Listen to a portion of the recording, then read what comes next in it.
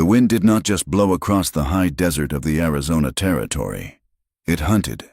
It moved like a living thing, a ravenous beast composed of ice and grit that scoured the earth, searching for anything weak enough to break. On this night in the winter of the early 1880s, the dark sky above the mesa was bruised with purple and black clouds, occasionally lit from within by the ghostly, silent pulse of distant lightning. There was no thunder, only the relentless, hollow roar of the gale tearing through the sagebrush and the skeletal arms of the mesquite. Lila Hart moved through this frozen purgatory with the desperate, stumbling gait of a woman who had run until her legs were numb and then forced herself to keep moving on sheer terror alone. She wore a dress made of cheap, thin calico, the color of dried blood, and a woolen shawl that was threadbare and offered no more protection against the biting cold than a spider web might offer against a stone. Her boots were worn through at the soles, and every step on the frozen, rocky ground sent a shock of pain shooting up her shins, though even that pain was beginning to fade into a dangerous, heavy dullness. She did not know how many miles lay between her and the town of Dry Mesa. She only knew that every step away from the lights of that hellhole was a step toward a clean death, rather than the slow, suffocating one that awaited her back there. Her breath plumed before her in jagged clouds, snatched away instantly by the wind. Her hands were tucked deep into her armpits, but she could no longer feel her fingers. The cold had moved past the shivering stage and settled deep in her marrow, a heavy weight that whispered to her, urging her to lie down, to rest, to sleep. But memory, sharp and stinging as a scorpion's tail, kept her moving. She could still smell the stale beer and unwashed bodies of the Golden Steer Saloon. The memory was so vivid it nearly made her retch, overriding the clean, dusty scent of the freezing desert. She could hear the piano clinking out a tinny, discordant tune, and she could feel the phantom sensation of hands grabbing at her skirt as she moved between the tables with a tray of whiskey glasses. They called her the Ruined Girl. They called her that because it was easier than calling her a victim. Lila stumbled over a root and fell hard to her knees, the impact jarring her teeth. She gasped, the air searing her lungs, and for a moment she stayed there, bowed over the frozen earth. In the darkness behind her eyelids, she saw the face of Judd McCrae. He was a man made of hard angles and false smiles, a rancher who owned half the valley and the souls of most of the men in it. He had sat in the back room of the saloon only hours ago, his boots propped up on the desk of the saloon owner, his voice a low rumble that carried through the thin walls to where Lila had been sweeping broken glass in the hallway. And she saw Pastor Ezekiel Crane there with him, the man of God, the man who stood in the pulpit every Sunday and preached about the fires of hell and the weakness of Eve, his eyes always finding Lila where she stood at the back of the church, marking her as the temptress, the sinner. She had frozen, broom in hand, as their voices drifted out. "I have a use for the girl," McCrae had said, the sound of a match striking against a boot heel punctuating his words. "The mining camp up at Copper Ridge needs company. The men are getting restless. They need a woman to keep them settled." Crane had sighed, a sound of feigned piety. "It is a harsh life, Judd, but perhaps it is the penance she needs. She is a vessel of sin here.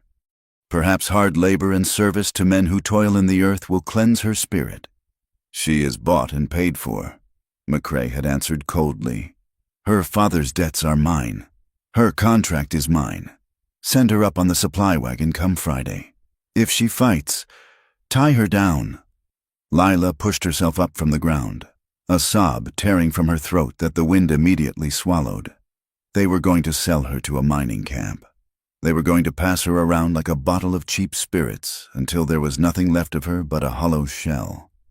She knew what happened to women who went to the camps. They did not come back. She had run. She had slipped out the back door into the alley, leaving her few belongings behind. And she had run until the town was a glowing smear on the horizon. And then she had walked until the cold began to eat her alive. The wind gusted, harder now, throwing sand against her face like buckshot. Her eyelashes were heavy with ice.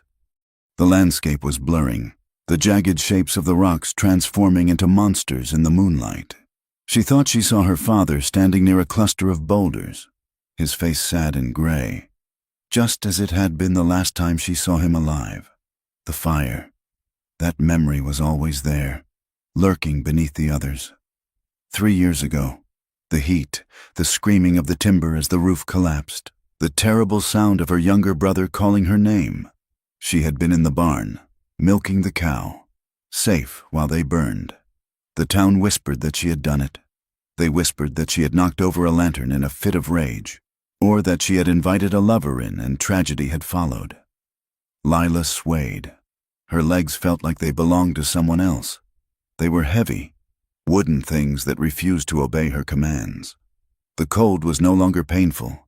It was a warm, inviting blanket wrapping around her shoulders. "I will just rest for a moment," she thought, the logic seeming perfectly sound in her freezing mind. Just close my eyes for a minute. She saw a rocky outcrop ahead, a shelf of sandstone that offered a sliver of shelter from the relentless wind. It looked like a tombstone. It looked like peace. Lila's heart collapsed into the shadow of the rocks. She curled into a ball, pulling the thin shawl over her head. As consciousness began to bleed away, she did not pray to the God that Pastor Crane served. She simply thought of her father and brother, and hoped that when the cold finally stopped her heart, they would be there to meet her, and that they would know, finally, that she had tried to be good. A mile to the east, Jonah Callahan rode with his head bowed against the gale. His horse, a sturdy, grumpy roan gelding named Buster, plodded forward with the resignation of an animal that had seen too many winters and knew there was no point in fighting the weather. Jonah was a man carved from the same hard country that surrounded him. He wore a heavy shearling coat with the collar turned up to protect his ears, and a wide-brimmed hat pulled low over his eyes. Beneath the coat, he was lean and corded with muscle, his body a map of old breaks and scars earned from 15 years of breaking horses and moving cattle across the unforgiving territories. He was tired. It was a bone-deep weariness that had nothing to do with the 3-day ride from the Diamond Sea Ranch where he had delivered a herd of steers.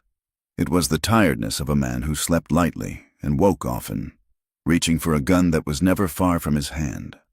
The wind howled, slapping against his coat. Jonah shifted in the saddle, his leather-gloved hand resting instinctively on the smooth walnut grip of the Colt revolver at his hip. The desert at night was a place of ghosts and predators, and Jonah had been both in his time. He narrowed his eyes, scanning the trail ahead. The moonlight was fitful, filtering through the racing clouds, casting long, shifting shadows that danced and deceived the eye. He saw something near the base of a jagged rock formation. It did not look like a coyote or a wolf. It was too still for that. It looked like a heap of discarded trash, a pile of rags blown there by the storm. But in this country, nothing was ever just what it seemed. "Whoa!" Jonah murmured, his voice a low rasp that Buster obeyed instantly. The horse snorted, steam blasting from his nostrils, and stomped a hoof. Jonah sat motionless for a long minute, listening. He heard nothing but the wind. If it was an ambush, it was a poor one. No man would lie out in this freeze just to rob a drifting cowboy of a tired horse and a few dollars. Jonah swung his leg over the saddle horn and dropped to the ground, his boots crunching in the gravel. He kept the reins in one left hand and his right hand hovered near his gun. He walked slowly toward the dark shape. As he got closer, the shape resolved itself. It was not a pile of trash. It was a person. Jonah stiffened. He crouched down, the leather of his chaps creaking in the cold. He reached out a hand, expecting to find a corpse stiff with rigor. His fingers brushed against fabric, cheap calico, and he felt a faint, trembling vibration. He turned the figure over. The moonlight broke through the clouds, illuminating a face that stopped Jonah's breath in his throat. It was a woman, a girl, really, or close enough to it. Her skin was the color of old parchment, her lips a shocking shade of blue. Frost had formed a delicate, deadly lace along her eyelashes and across the bridge of her nose. But what made Jonah's stomach turn was not the cold. It was the bruising. A dark, ugly mark bloomed along her jawline, the distinct imprint of fingers. She let out a small, whimpering sound, barely audible over the wind. Jonah swore softly, a curse that was more prayer than profanity. He looked around into the dark emptiness of the desert. There was no wagon, no horse, no sign of anyone else. She was out here alone, dressed in nothing but rags, freezing to death. He knew, with the cynicism of a man who had seen the worst of humanity, that picking her up was a mistake. A woman like this, beaten and abandoned or running for her life, meant trouble.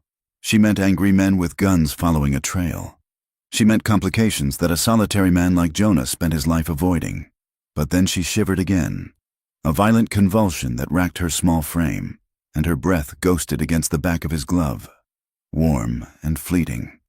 Jonah made his choice. He could not leave a dog to die like this, let alone a human being. He unbuttoned his heavy coat, the cold instantly knife-edged into his ribs, stealing his warmth. But he gritted his teeth. He scooped the woman up. She was frighteningly light, as if she were made of hollow bird bones and dry grass. He pulled her against his chest, trying to share what heat he had, and wrapped the open front of his coat around her as best he could. "Easy now," he muttered to the unconscious woman. "I have got you." He carried her back to Buster. Lifting her into the saddle was awkward. She was limp, dead weight. He swung up behind her, settling her across his lap, cradling her head against his shoulder. Her cheek was like a block of ice against his neck. "We are going to the line shack." "Buster," Jonah told the horse, turning the animal's head away from the main trail and toward a narrow, rocky gulch that cut into the side of the mesa. "It is not the Ritz, but it beats freezing." The horse plodded forward, picking his way carefully through the stones. Jonah held the woman tight, one arm wrapped securely around her waist. He could feel the slow, shallow rise and fall of her chest. Every minute out here was a gamble now. If he could not get her warm soon, her heart would simply stop. The ride took an hour, though it felt like a lifetime. The wind seemed to take Jonah's interference personally, shrieking louder, driving needles of sleet into his face. He kept his head down, shielding the woman with his body, focusing entirely on the rhythmic crunch of hooves and the faint warmth of her body against his. The line shack was little more than a wooden box jammed into a cleft in the rocks, built by a cattle company 10 years prior and forgotten by everyone except the drifters and line riders who used it. It was gray, weathered wood, listing slightly to one side, with a tin roof that rattled constantly in the wind. Jonah pulled Buster up to the leeward side of the shack. He slid down first, his legs stiff with cold, and then reached up to pull the woman down into his arms. She groaned, a sound of deep distress, but did not wake. He kicked the door open. It swung inward on rusted hinges, revealing an interior blacker than the night outside. Jonah carried her in, the air inside stale and smelling of dust and old wood smoke, but mercifully out of the biting wind. He laid her on the single narrow bunk built into the wall. The mattress was a canvas sack stuffed with straw, but it was dry. "Don't you die on me," Jonah said to the darkness. "You made it this far. Don't you quit now." He moved with the efficiency of a man who had made 1,000 fires in the dark. He found the iron stove in the corner. He groped along the wall until he found the wood box. It was half full of dry mesquite and twisted juniper branches. He shoved a handful of dry grass and kindling into the belly of the stove and struck a lucifer match against the iron. The flame flared, illuminating the small, stark room. Jonah fed the fire, blowing gently until the kindling caught with a crackle. Smoke puffed out into the room before the draft caught, sucking it up the crooked stovepipe. The light flickered over the woman on the bunk. She was shivering violently now, her teeth chattering with a sound like dice rattling in a cup. That was good. Shivering meant she was still fighting. Jonah lit a kerosene lantern hanging from a nail on the wall, turning the wick low to conserve fuel. Then he turned his attention to her. He knew what he had to do, and he knew how it would look if anyone walked in. But there was no time for modesty. Her shoes were frozen blocks of leather. He sat on the edge of the bunk and lifted her feet. The leather was stiff, the laces frozen solid. He had to use his knife to carefully slice the laces, He pulled the boots off, throwing them near the stove. Her stockings were wet and icy. He peeled them away, wincing at the sight of her feet.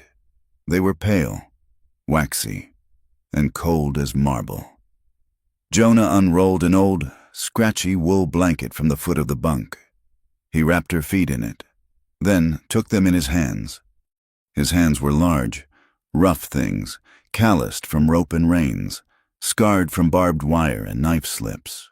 But as he began to rub her feet, he was surprisingly gentle. He started slow, trying to bring blood back to the surface without damaging the skin. He rubbed the arch of her foot, her ankles, her calves. He leaned forward, blowing warm breath onto her toes, then rubbing again. After several minutes, she gasped. Her legs jerked, pulling away from him. Her eyes flew open. They were wide, dark, and terrified. She scrambled backward on the bunk, pressing herself into the corner, pulling her knees to her chest. "No," she rasped, her voice a broken ruin.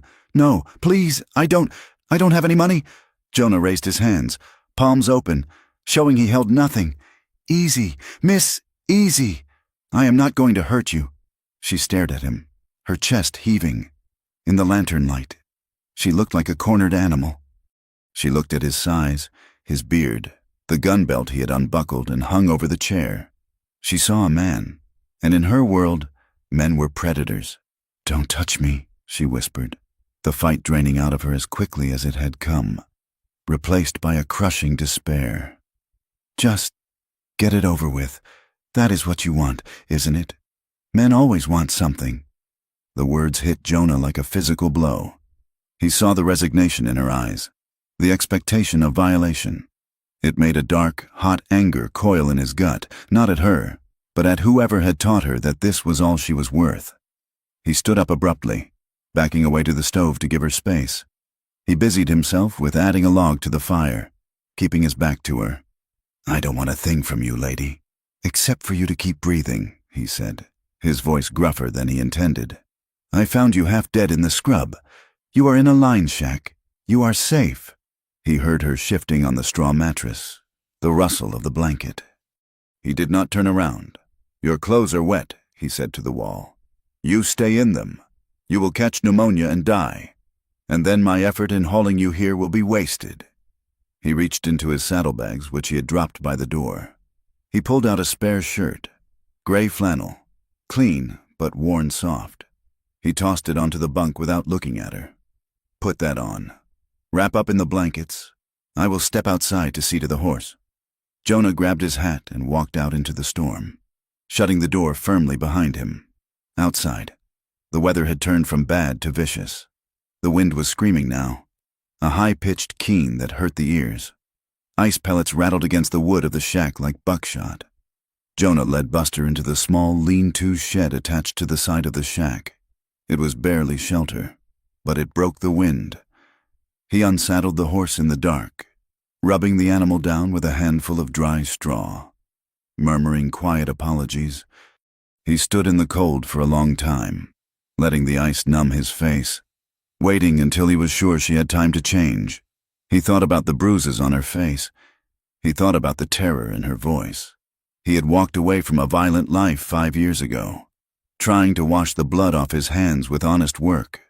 But looking at that girl, he felt the old itch in his fingers, the urge to find the man who had put that look in her eyes and break him. When he went back inside, shaking the ice from his coat, the room was warmer. The fire was roaring in the small stove. Lila, he did not know her name yet, was curled tightly on the bunk, buried under 2 wool blankets. She was wearing his flannel shirt. It swallowed her, the cuffs hanging past her hands. Her wet dress and shawl were draped over the back of the single rickety chair near the fire, steaming faintly. She was asleep, or pretending to be. Jonah added more wood to the stove. The wind buffeted the shack, making the timbers groan. Sand hissed against the window pane. There would be no leaving tomorrow. This storm was settling in. They were trapped. He pulled the chair to the opposite wall, as far from the bunk as he could get in the tiny room. He sat down, stretching his long legs out, and picked up his Winchester rifle, laying it across his knees. not because he feared her, but because the weight of it was familiar. It grounded him. He watched her sleep. The firelight played across her face, softening the harsh lines of exhaustion. She looked young, too young to have eyes that old. She began to toss and turn, a low moan escaping her lips. Her brow furrowed. "No, no, Papa, don't open the door," she muttered, her voice rising in pitch. "Fire! It's hot!" she thrashed, kicking the blankets off. Jonah started to rise, then sat back down. He couldn't touch her. She had made that clear. "It is just a dream," he said softly, his voice a low rumble in the quiet room. "You are safe, Ar." But she was deep in the nightmare. In her mind, the line shack was gone. She was back in the homestead. The smell of smoke was choking her. She saw the flames licking up the walls, saw the roof beams glowing cherry red. She heard the townsfolk outside, their face twisted in judgment, their voices a chorus of condemnation. "It is the girl," one of them shouted in her dream. "She brought the sin down on them. Witch! Whore!" Lila cried out, curling into a ball, shielding her head with her arms. Jonah watched, his jaw tight. The fire in the stove crackled. A sharp pop that made him flinch. He had his own fires. He remembered the smell of kerosene and dry pine. He remembered the night he had ridden with a group of men he called friends, men who wore badges and carried Bibles and justified their cruelty with the law. He remembered the torch in his hand. He remembered telling himself he was just following orders, just driving out squatters. He hadn't known there were children in the house until the screaming started. Jonah closed his eyes, leaning his head back against the rough wood of the wall. He had spent 5 years trying to outride that memory. But here, in this small room with the wind howling like the damned souls of the past, it was sitting right there on his chest. The night wore on. The storm raged, sealing them into their small, fragile bubble of warmth. Jonah fed the fire. Lila slept fitfully, fighting battles in the dark. Morning did not come with a sunrise. It came as a gradual graying of the dark, a pale, sickly light that seeped through the frosted window pane. Lila woke slowly. Her body felt heavy, aching in every joint, but the terrible, biting numbness was gone. She felt warmth. She opened her eyes. The ceiling above her was unfamiliar, rough, unpainted planks instead of the water-stained plaster of her room above the saloon. She smelled coffee, real coffee, strong and dark. She sat up, clutching the coarse wool blanket to her chest. Panic flared for a second. Where was she? Who had her? Then the memories of the night flooded back.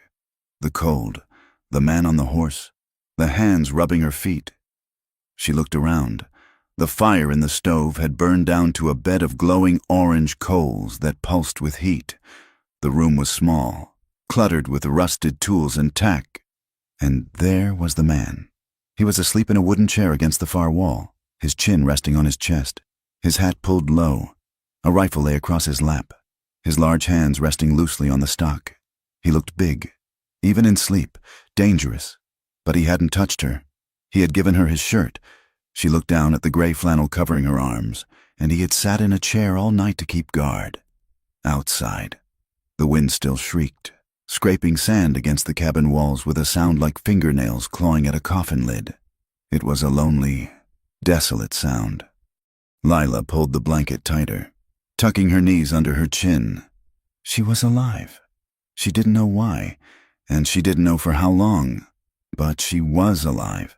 She watched the cowboy, watching the slow rise and fall of his chest, and waited for him to wake up. The morning arrived with a reluctance that matched the bleak landscape outside. The sun did not so much rise as the darkness simply surrendered, bleaching the sky into a pale, bruised shade of gray that offered light but no warmth. The wind had not ceased. It continued to scour the high desert, hunting for cracks in the chinking of the line shack, whistling a high, mournful note through the gaps in the timber. Inside, the air was frigid, the heat of the stove having retreated to a small radius around the cast-iron belly. Frost laced the inside corners of the window pane in delicate, fern-like patterns that obscured the world beyond. Lila Hart sat on the edge of the bunk, the rough wool blanket pulled up to her chin. She was awake, her eyes dark and alert, tracking the movements of the man who had brought her here. Jonah Callahan stood by the stove, his back to her. He was a tall man, broad across the shoulders in a way that spoke of hauling hay and throwing calves rather than lifting weights in a gymnasium. He wore his flannel shirt and vest, having given her the heavier outer shirt, and even in the dim light, she could see the tension in his posture. Lila studied him with the cynical calculation of a woman who had learned that survival depended on reading men quickly. He had a rough beard that hid the line of his jaw, and his hair was overgrown, curling slightly over the collar of his shirt. When he reached for the coffee pot, she saw the faint white lines of scars across his knuckles. Old fights, old work, old violence. He turned then, catching her stare. His eyes were a startling shade of gray, the color of a storm cloud before it breaks, and they held a distance that unsettled her. They were eyes that looked through things, not at them. "So," Lila said, her voice cracking slightly from the dry air. She cleared her throat and tried to inject a note of hardness into her tone, the armor she had worn for 3 years. "How much is this going to cost me, Cowboy?" Jonah paused, the tin cup in his hand suspended halfway to his mouth. He looked at her, his expression unreadable. "I beg your pardon?" he asked, his voice a low rumble that seemed to vibrate in the small room. "The rescue," Lila said, tilting her chin up defiantly. "The fire, the blanket. I know how this works. Nothing is free in this territory. So you might as well tell me the price now so I can tell you that you are wasting your time. I have no money. I have nothing to trade but what I am standing in. And that is not mine either." She braced herself for the leer, or the anger, or the smooth, oily negotiation she had heard 1,000 times from men leaning over the bar at the Golden Steer. Jonah stared at her for a long moment. Then, slowly, he poured a stream of steaming, dark liquid into a second tin cup. He walked over to the bunk, his boots thudding heavily on the floorboards, and held the cup out to her. "It is Arbuckle's," he said flatly. "I brewed it strong, and I have got some hardtack in the saddlebag if you can manage to chew it without breaking a tooth." Lila looked at the cup, then at his face. There was no demand in his eyes, only a tired sort of patience. She hesitated, then reached out a trembling hand to take the cup. Her fingers brushed his, and she flinched, but he pulled his hand away instantly. "I do not want your money, miss," Jonah said, turning back to the stove to retrieve a piece of dry biscuit. "And I am not in the habit of charging people for not letting them freeze to death. We will ride out of here when you can stand up without looking like a stiff breeze would knock you over. Until then, drink the coffee." Lila brought the cup to her lips, the steam warming her face. The coffee was bitter and hot, scalding her tongue in a way that felt wonderful. She took a bite of the hardtack he handed her, gnawing on the rock-hard bread. They ate in silence, the only sound the wind battering the shack and the pop of the wood in the stove. "So," Lila said after a while, crumb of biscuit on her lip. "Who are you? Do you live out here?" "I work for the Diamond Sea mostly," Jonah said, leaning back against the wall, his long legs stretched out before him. "And the bar tea when they are short-handed. I move cattle, fix fences." He took a sip of his coffee. "I do not stay in one place long enough to call it living there. It is just where I am." "A drifter," Lila said. "A hand," Jonah corrected. "People know me. They know I show up when I say I will, and I deliver the herd with the count right." "And that you are handy with that iron on your hip, I expect," Lila added, nodding toward the revolver belt hanging on the chair. Jonah glanced at the gun. A shadow passed over his face, a tightening of the muscles around his eyes. "A man has to be. Out here." He looked at her then, his gaze sharpening. "You did not give me a name last night, just a lot of shaking." Lila froze. She gripped the tin cup tighter. If she told him her name was Hart, would he know? The story of the fire had traveled far, or worse. If she told him she was from Dry Mesa, would he know McCrae? Everyone knew McCrae. And if this cowboy worked for the ranchers, he might think he could curry favor with the big man by dragging a runaway property back to him. "Lila," she said finally, Just Lila. Lila, Jonah repeated, testing the weight of it. You have a last name. Lila? Or a place you belong to? I am just traveling, she lied, looking down at the dark swirl of coffee in her cup. I got separated from a wagon train. Jonah raised an eyebrow. He knew a lie when he heard one. A woman in a house dress and thin shoes did not get separated from a wagon train in the middle of winter 20 miles from the nearest trail. But he did not press her. He had his own secrets, and he respected the weight of hers. Suit yourself, he said quietly. But whoever you are running from, they are not going to find you in this storm. As if to punctuate his words, a sudden, violent gust of wind slammed against the shack. It hit with such force that the stovepipe rattled in its fitting.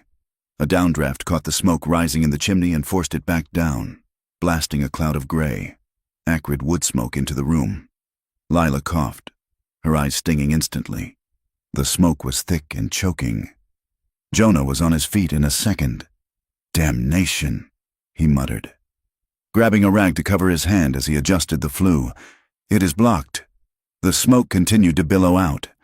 Jonah coughed, waving his hand in front of his face. He strode to the door. I have to clear the air, or we will suffocate. Keep covered. He threw the latch and shoved the door open. The wind did not just enter. It exploded into the room. A wall of freezing air, laced with ice crystals, slammed into them. It swirled the smoke away but replaced it with a cold so intense it felt like a physical blow. The papers on the table flew up in a whirlwind. Lila gasped, the cold cutting through the flannel shirt she wore. She scrambled to pull the blanket up, but her foot tangled in the wool. She coughed again, the smoke still irritating her throat, and tried to stand to move closer to the stove's residual warmth. As she stood, a gust caught the door, ripping it from Jonah's grip and slamming it against the outside wall. He lunged to grab it, wrestling it back against the gale. He managed to force it shut, dropping the heavy wooden bar back into place with a thud. He turned around, breathing hard.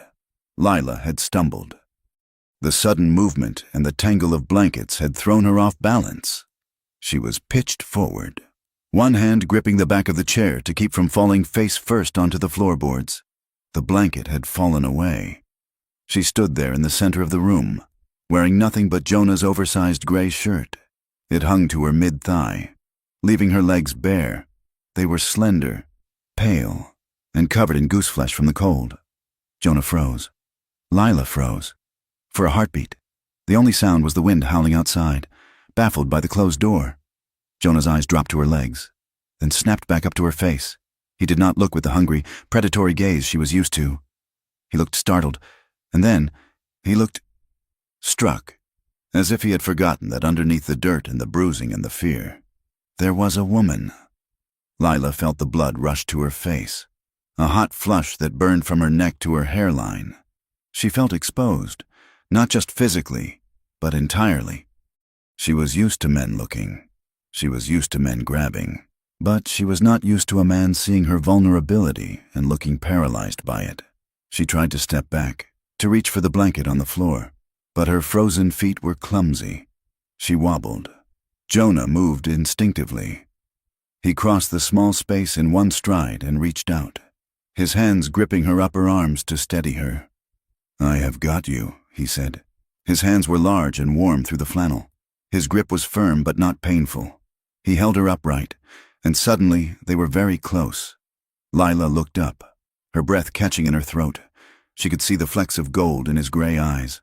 She could smell the scent of him, wood smoke, tobacco, horse, and leather. She felt a strange, terrifying sensation in her chest. It was not fear, it was an ache. It was a sudden, piercing awareness of his heat and his strength, and the realization that he was holding her up because he did not want her to fall. Jonah looked down at her. He could feel the fineness of her bones beneath his hands. He could see the pulse beating frantically in the hollow of her throat.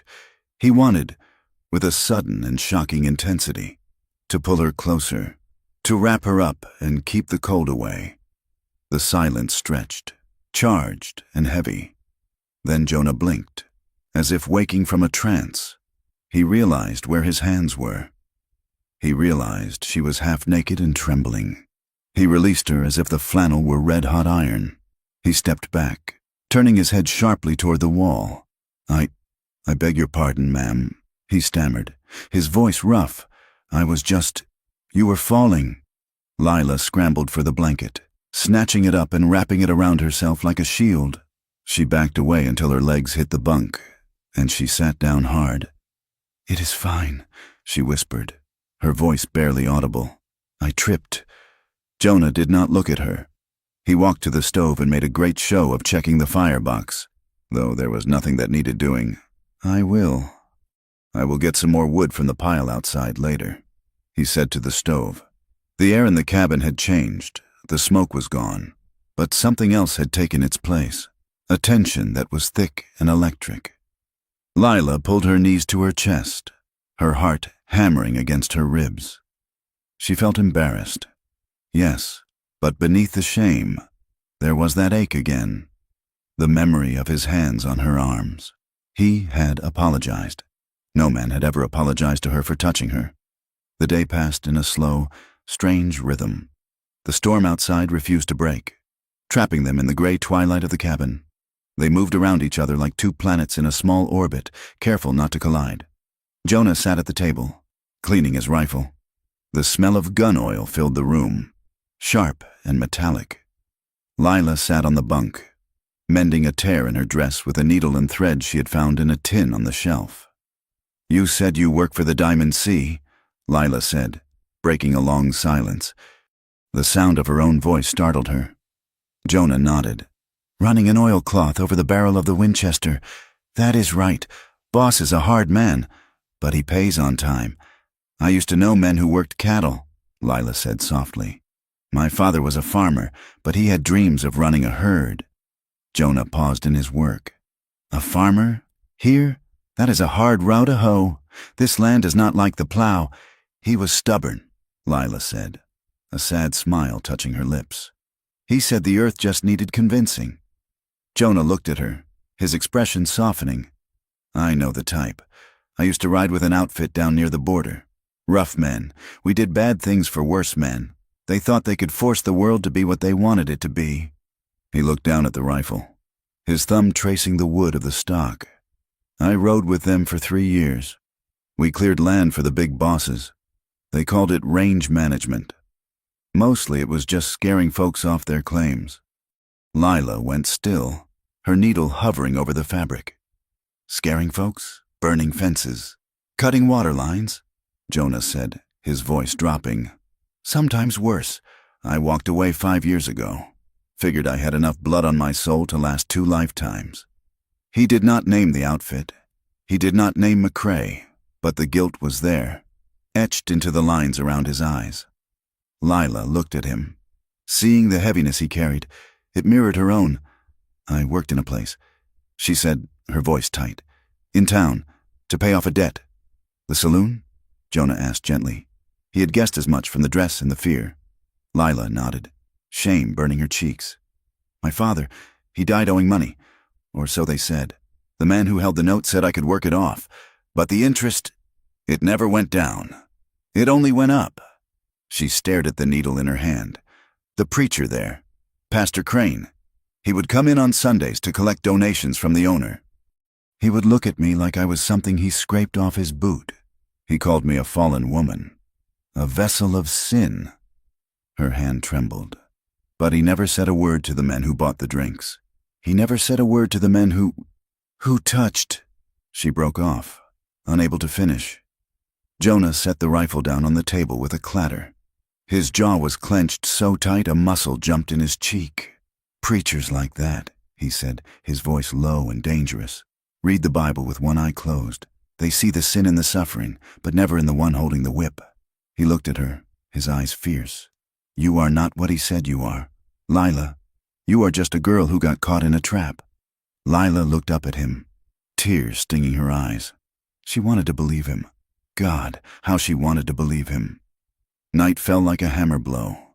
The wind, which had lulled in the afternoon, returned with a vengeance, shrieking around the eaves of the shack. The temperature plummeted. Jonah built the fire up high, feeding it the last of the good logs. He took the chair again, wrapping himself in his heavy coat, insisting Lila take both blankets on the bunk. "Sleep," he said. "We will ride out at first light, storm or no." Lila drifted off, the sound of the wind weaving into her dreams. But the dreams were not kind. She was back in the house. The smell of smoke was everywhere. She heard the crash of the main beam giving way. She heard her brother, Toby, screaming her name. "Lila, Lila, the door is stuck." She was running toward the barn, her hands covered in milk, helpless. She saw the flames leaping into the night sky, orange and terrible. She saw the riders on the hill, watching. "No!" she screamed in her sleep. "Toby! Papa!" she thrashed, tangling in the blankets. The heat of the fire became the heat of the burning house. "Lila!" A voice cut through the nightmare. A hand gripped her shoulder, shaking her. "Lila! Wake up! You are safe!" Lila gasped, bolting upright. She was sobbing, her chest heaving, tears streaming down her face. She was blind with panic, swinging her arms out to fight off the flames. She hit something solid. Jonah! He was kneeling beside the bunk, his face pale in the firelight. He caught her wrists, holding them gently. "It is me," he said. "It is Jonah. You are dreaming." Lila stared at him, her eyes wild. Then the reality of the shack crashed back in. The cold, the wind, the man. A sob broke from her throat, raw and painful. She collapsed forward, flinging her arms around his neck, burying her face in the rough wool of his shirt. "Don't let go," she choked out. "Please, please don't let go." Jonah froze for a second, his arms hovering in the air. He could feel her body shaking against his. He could feel the wetness of her tears soaking into his shirt. She was clinging to him as if he were the only solid thing in a world that was dissolving. Slowly, carefully, he wrapped his arms around her. He pulled her close, his hand coming up to cradle the back of her head, his fingers tangling in her hair. "I have got you," he whispered into her hair. "I am not going anywhere." They stayed like that for a long time. The wind howled outside, but in the small circle of the firelight, there was only the sound of Lila's weeping and the steady, heavy thump of Jonah's heart against her cheek. Lila felt the strength of him surrounding her. It was a different kind of heat than the fire. It was human, it was safe, and it terrified her because she realized how much she wanted it to last. She didn't want him to just be a rescuer who dropped her off at the next town and rode away. She wanted this. She wanted to be held. "I am so tired," she whispered, her voice muffled against his chest. "I am so tired of being left behind. I am so tired of men leaving when the sun comes up." Jonah's arms tightened around her instinctively, a surge of fierce protectiveness rising in his chest. He wanted to promise her everything. He wanted to tell her he would kill anyone who ever made her cry again. He felt the stirrings of desire. Yes, the warmth of her curve against him. The scent of her skin, but it was dwarfed by a profound need to shield her. But he was a drifter. He was a man with blood on his hands. He was nothing. He pulled back, gently but firmly. He took her by the shoulders and pushed her back just enough so he could look her in the eye. "Lila," he said, his voice rough with suppressed emotion.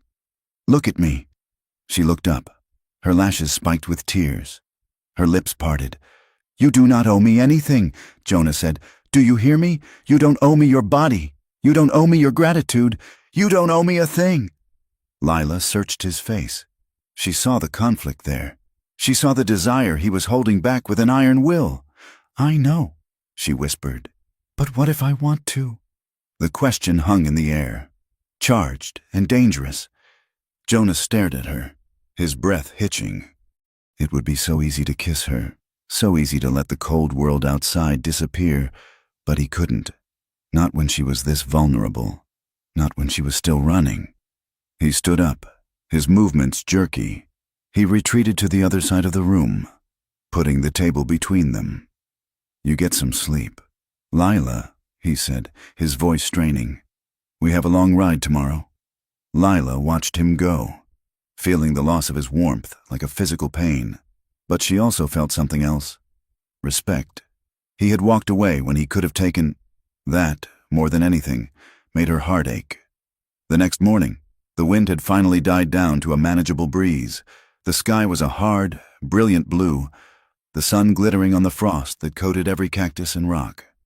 Jonah was already up, packing the saddlebags. He moved with a restless energy, avoiding her eyes. "We will head for Painted Rock," he said, tightening a strap. "It is a watering hole about 10 miles south. From there, we can catch the stage road to Tucson, or head west to Yuma." He paused, looking at the door. "I figure we steer clear of Dry Mesa. No point in stirring up trouble if you have got people looking for you." Lila stood by the stove, wrapping the shawl around her shoulders. She looked at his back. He was trying to protect her. He was willing to ride miles out of his way to keep her safe. She couldn't keep lying to him, not after last night, not after he had held her while she cried. "Jonah," she said. He turned, holding his hat in his hands. "Yeah, I cannot go to Tucson," she said. "I have to go back. Eventually. I have to clear my name." Jonah frowned. "Lila, if you go back there, those men—" "My name is Lila Hart," she said clearly. Jonah went very still. His hands froze on the brim of his hat. The name hit him like a bullet. Hart. Lila watched him, mistaking his stillness for confusion. "I am from Dry Mesa," she continued, the words tumbling out now. "The man who holds my debt is Judd McCrae. He runs the Golden Steer and half the valley. He is the one who sent me to the Saloon." Jonah felt the blood drain from his face. The room seemed to tilt. McCrae. He remembered the night 3 years ago. He remembered McCrae sitting on his horse, watching the flames eat the small farmhouse.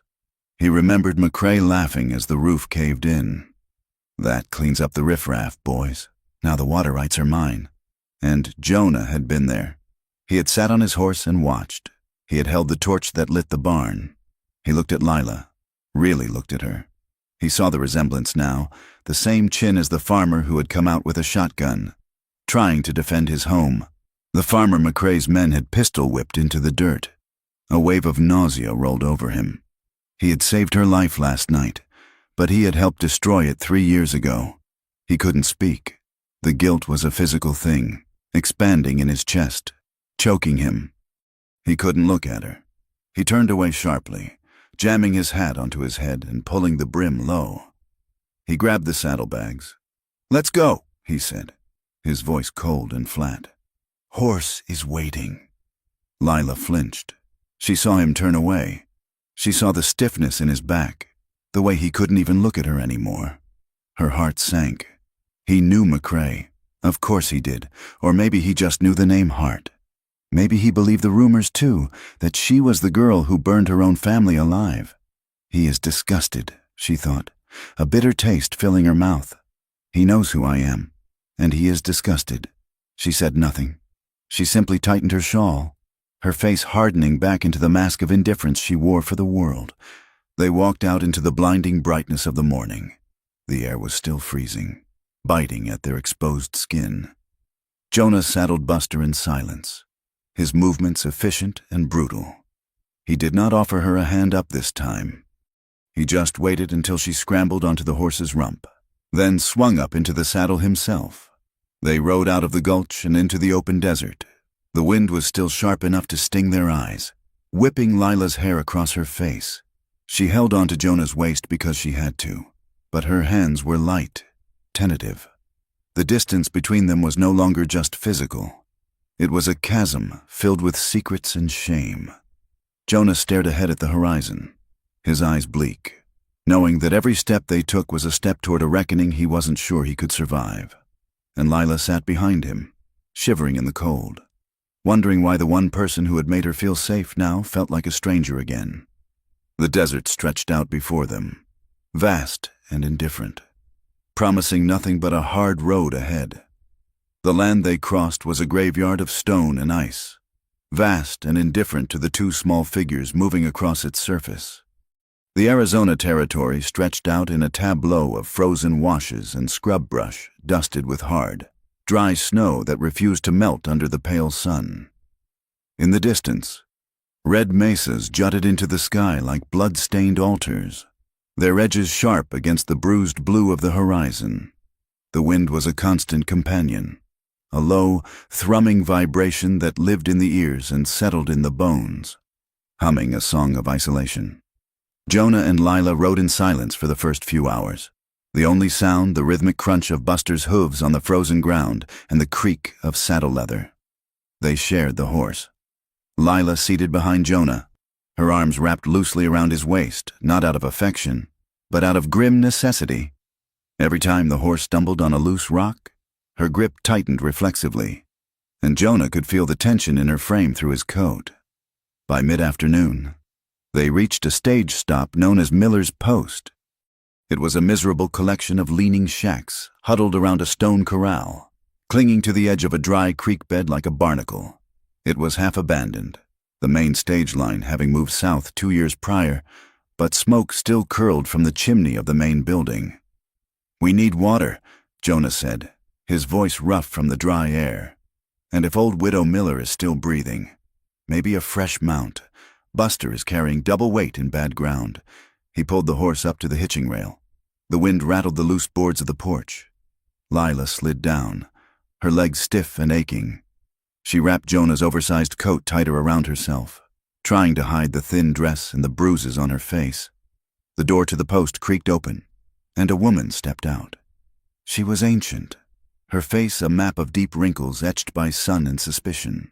Wiping her hands on a stained apron, she squinted against the glare, her eyes sharp and black as obsidian. "Water is 2 bits a bucket," the woman rasped. "Coffee is 5 cents. Jonah stepped onto the porch, touching the brim of his hat. "We will take both, ma'am, and I am looking to trade for a horse if you have got one that can stand on 4 legs. The woman's gaze slid past him and landed on Lila. She froze. The rag in her hand stopped moving. Her eyes narrowed, turning from mercenary calculation to something colder, something venomous. "I know you," she said, her voice dropping to a hiss. Lila shrank back, lowering her head. "I have never been here before. Don't lie to me, girl." The woman spat. "You are the Heart Girl, the one from Dry Mesa." Jonah stepped between them, his stance shifting subtly, his hand drifting near his hip. "She is just passing through. Mrs. Miller, we are not looking for trouble. Trouble is all she brings," the woman said, pointing a gnarled finger at Lila. "I heard the drivers talking. They say you set the fire that burned your own kin alive. They say you laughed while they screamed." Lila flinched as if struck. "No," she whispered. "That is not true. And then you went to the saloon," the woman continued, her voice rising, fueled by the self-righteous fury of the lonely. "Took to whoring because it suited your nature. That is what they say. A girl who burns her blood has no soul left to sell." The words hit Lila with the force of physical blows. She crumpled, her knees giving way, her hand clutching the porch rail to stay upright. The shame was a hot, corrosive acid in her veins. It did not matter that it was a lie. It mattered that everyone believed it. It mattered that her tragedy had been twisted into a weapon to beat her with. "That is enough," Jonah roared. The sound of his voice cracked the air like a whip.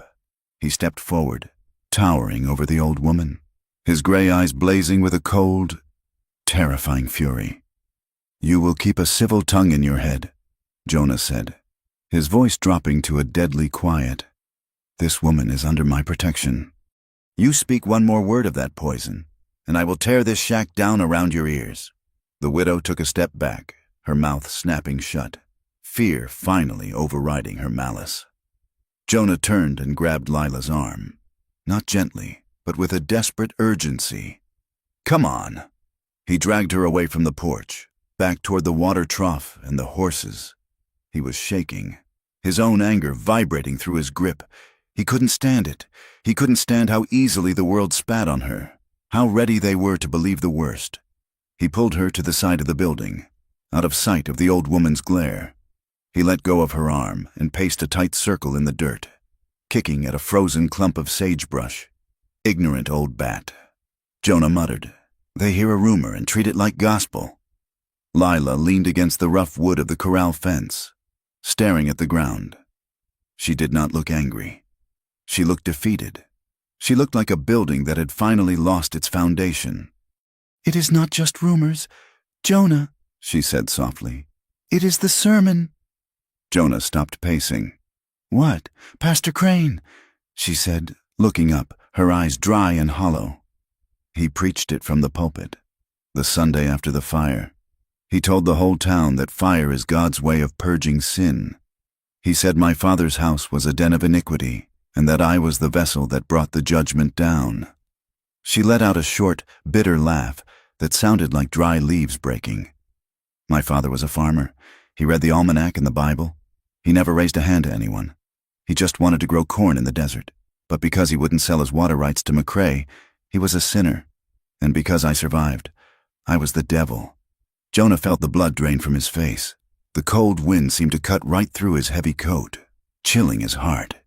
He remembered the farmer. He remembered a thin man in patched overalls standing on a porch, holding a rusted shotgun with shaking hands. He remembered McCrae sitting high on his black stallion, smiling that wolfish smile. Teach him a lesson. Boys, light up the night. Jonah had been there. He had been 25, angry at the world, and willing to do anything for the man who paid his wages. He had held a torch. He had seen the fear in the farmer's eyes. And when the first lantern was thrown, Jonah had turned his horse away. He had looked at the horizon because he couldn't bear to watch the fire take hold. He had told himself it was just a scare tactic. He had told himself they would get out, but they hadn't. And now, standing before the daughter of that man, Jonah felt the weight of his own soul crushing him. He had not just saved a stranger in the desert. He had saved the victim of his own crime. Lila watched him. She saw the color leave his face. She saw the way his jaw worked, grinding his teeth together. "Jonah?" she asked. He looked away, staring out at the red mesas. I need to see about a horse. There is a sway-backed mare in the corral. I will trade my spare saddle for it. We cannot ride double all the way to Dry Mesa." He turned to leave, desperate to escape her gaze. But Lila reached out and caught his sleeve. "Wait," she said. Jonah stopped, but he did not turn back. "Why did McCrae want the land so bad?" she asked. It was just dust and scrub. "Water," Jonah said, his voice flat. "There is an aquifer under that section. McCrae knew it. Your father didn't—" Lila closed her eyes.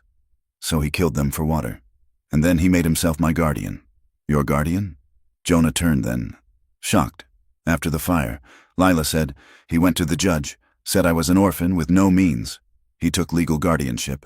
Then he told me I had to work off the debt my father owed him. That is how he put me in the saloon. He sold my labor to the owner. He has been taking my wages for 3 years. Jonah, he owns me, paper and ink." The scope of it staggered Jonah. It wasn't just violence. It was a systematic dismantling of a human life. McCrae had burned her home, killed her family, stolen her land, and then enslaved her to pay for the privilege. And Crane had blessed it all with a scripture. Lila looked at him, her eyes searching his face. "Do you believe it?" Jonah blinked. "Believe what?" "That I did it," she said, "that I set the fire." The question hung in the air between them, fragile as glass. Jonah looked at her, at the soot-stained dress, the desperate pride in her posture. He knew she didn't do it. He knew exactly who had done it, but to say it, to admit he knew, was to admit his own part in it. He hesitated. It was only a second, a heartbeat of silence where he wrestled with his shame. But for Lila, that second was an eternity. She saw him pause. She saw his eyes shift away. And in that hesitation, she saw confirmation of her deepest fear, that even the man who saved her, the man who held her through the night, looked at her and saw a monster. Lila dropped her hand from his sleeve as if he burned her.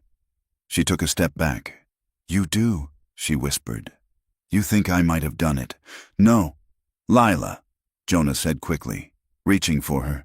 "No, I don't. I just—" "Don't," she snapped, slapping his hand away. Her voice rose, cracking with hurt. "Don't lie to me. I saw you hesitate. You are just like them. You think because I worked in a saloon, because I survived, there must be something rotten inside me. Lila, listen to me," Jonah pleaded. I am trying to understand. Understand, she cried. Men always say they want to understand. They say they want to help. And then they wait until you are weak, until you trust them, and then they leave you to the wolves. She backed up until she hit the water trough. Tears welled in her eyes, freezing on her cheeks before they could fall. You held me, she said, her voice trembling. You held me, and you promised you would stay. But you are already gone, aren't you? You are already looking for a way to drop me off and wash your hands of the heart girl. I am not leaving you, Jonah shouted. Then why can't you look me in the eye? She screamed back. Because I was there! The words tore out of Jonah's throat before he could stop them. They hung in the cold air. Shocking and absolute. Lila went still. The wind whistled around the corner of the shack, flapping the hem of her torn dress. What? She whispered. Jonah slumped, the fight draining out of him. He looked at her, his eyes full of misery. I was there, he said, his voice hollow. 3 years ago, I rode with McCrae's outfit. We were the ones who came to the house. Lila stared at him. The world seemed to tilt on its axis. The man who had carried her out of the snow. The man whose shirt she was wearing. You. She breathed. I didn't light the fire, Jonah said quickly, stepping toward her, his hands raised in supplication. I swear to you, Lila, I didn't throw the lantern. I turned away. I wanted to stop it, but I was a coward. I just sat on my horse and let it happen. Lila looked at him, horror dawning in her eyes. Her mind flashed back to that night, the confusion, the heat, running from the barn into the smoke. She remembered the smell. It wasn't just wood smoke. It was the acrid, heavy stench of kerosene and cheap tallow, the smell of unwashed men and saddle leather. She inhaled sharply. She smelled the coat she was wearing. Jonah's coat. It smelled of sage and tobacco. But underneath, deep in the wool, was the faint, lingering scent of cow grease and oil. It was the same smell. She ripped the coat off her shoulders and threw it on the ground between them. She backed away, her hands shaking so hard she had to clasp them together. You killed them, she whispered. I didn't, Jonah said, his voice cracking. But I was with the men who did. It is the same thing, she screamed. You stood there. You watched my brother burn. Lila, please, stay away from me. She scrambled backward, looking around wildly. She saw the fresh horse, a chestnut mare, tied to the rail next to Buster. Jonah must have made the trade with the stable boy while she was inside. She ran for the mare. Lila, Jonah shouted, starting after her. She ignored him, grabbing the saddle horn and hauling herself up with a strength born of pure adrenaline. She kicked the mare's flanks hard. The horse, startled, bolted forward. Jonah ran a few steps, but she was already moving, wheeling the horse around the corral. She looked down at him, her face a mask of betrayal and anguish. You didn't save me because you are a good man. She spat, her voice breaking. You saved me to make yourself feel better. You are just trying to buy your way out of hell with my life. She wheeled the horse toward the road that led back to Dry Mesa. Lila, don't, Jonah yelled. You cannot go back there alone. McCrae will kill you. I don't need you, she shouted over the wind. I never needed you. She kicked the horse into a gallop, riding hard away from the stage stop, back toward the nightmare she had fled. Jonah stood in the dust, watching her go. His heart hammered against his ribs. He looked at Buster, standing patiently at the rail. He looked at the vast, empty desert that swallowed her small figure. He could let her go. He could get on his horse and ride west, away from Dry Mesa, away from the hanging rope that surely awaited him if he returned. He could survive, but then he remembered the way she had clung to him in the night. He remembered the feeling of her breath on his neck. Damn it, Jonah whispered. He vaulted onto Buster's back. He didn't spur the horse into a run. He held him to a steady trot. He couldn't ride beside her. She would likely shoot him if she had a gun, or run herself into the ground trying to get away. But he couldn't leave her. He would follow. He would be the shadow behind her, the ghost she hated. But he would be there when the wolves came. The ride to Dry Mesa was a grueling descent into darkness. Lila rode with a singular, burning focus. The cold was forgotten. The hunger was forgotten. There was only the rage. It fueled her, kept her upright in the saddle when exhaustion tried to drag her down. She was going back, not to hide, not to beg. She was going back to tear it all down. If she was going to burn, she would make sure McCrae and Crane burned with her. She knew Jonah was behind her. She didn't look back, but she could feel him, a dark speck on the horizon, keeping pace. The thought of him made her chest ache with a pain sharper than the wind. She had trusted him. For the first time in 3 years, she had felt safe. And it was all a lie. He was one of the monsters. Dusk was falling when the town of Dry Mesa appeared on the horizon. It looked innocuous from a distance, a cluster of wooden buildings huddled against the vastness of the darkening sky, windows glowing with warm orange light. The wind picked up, carrying the scent of the town toward her. Wood smoke, livestock, the dust of the mines. It was the smell of her prison. Lila slowed the mare to a walk as she hit the main street. The church bells began to toll the evening hour, a mournful, heavy sound that echoed off the canyon walls. She rode down the center of the street. People were closing up shops, heading home for supper. They stopped. Heads turned. Conversations died. "Look," a woman whispered from the boardwalk. Is that the Hart girl?" "I thought she ran off," a man muttered. Lila stared straight ahead, her chin high. She wore the oversized flannel shirt Jonah had given her, her hair wild and tangled, her face bruised. She looked like a revenant, a spirit returned from the grave to haunt the living. She could feel their eyes, the judgment, the morbid curiosity. Some of the women crossed themselves as she passed. A group of miners coming out of the general store smirked, nudging each other. "She rides high for a whore," one of them called out. Lila did not flinch. She kept riding until she reached the center of town, where the Golden Steer Saloon stood directly across the street from the white-steepled church, the two poles of her existence, the gin mill and the pulpit. She pulled on the reins, bringing the mare to a halt behind her. She heard the slow, rhythmic hoofbeats of another horse approaching. Jonah. He rode into the light of the street lamps, stopping 20 feet behind her. He did not speak. He sat on his horse, his hand resting near his gun, his eyes scanning the rooftops and alleyways. He was watching her back, even if she didn't want him to. The doors of the church opened. Pastor Ezekiel Crane stepped out onto the wooden landing.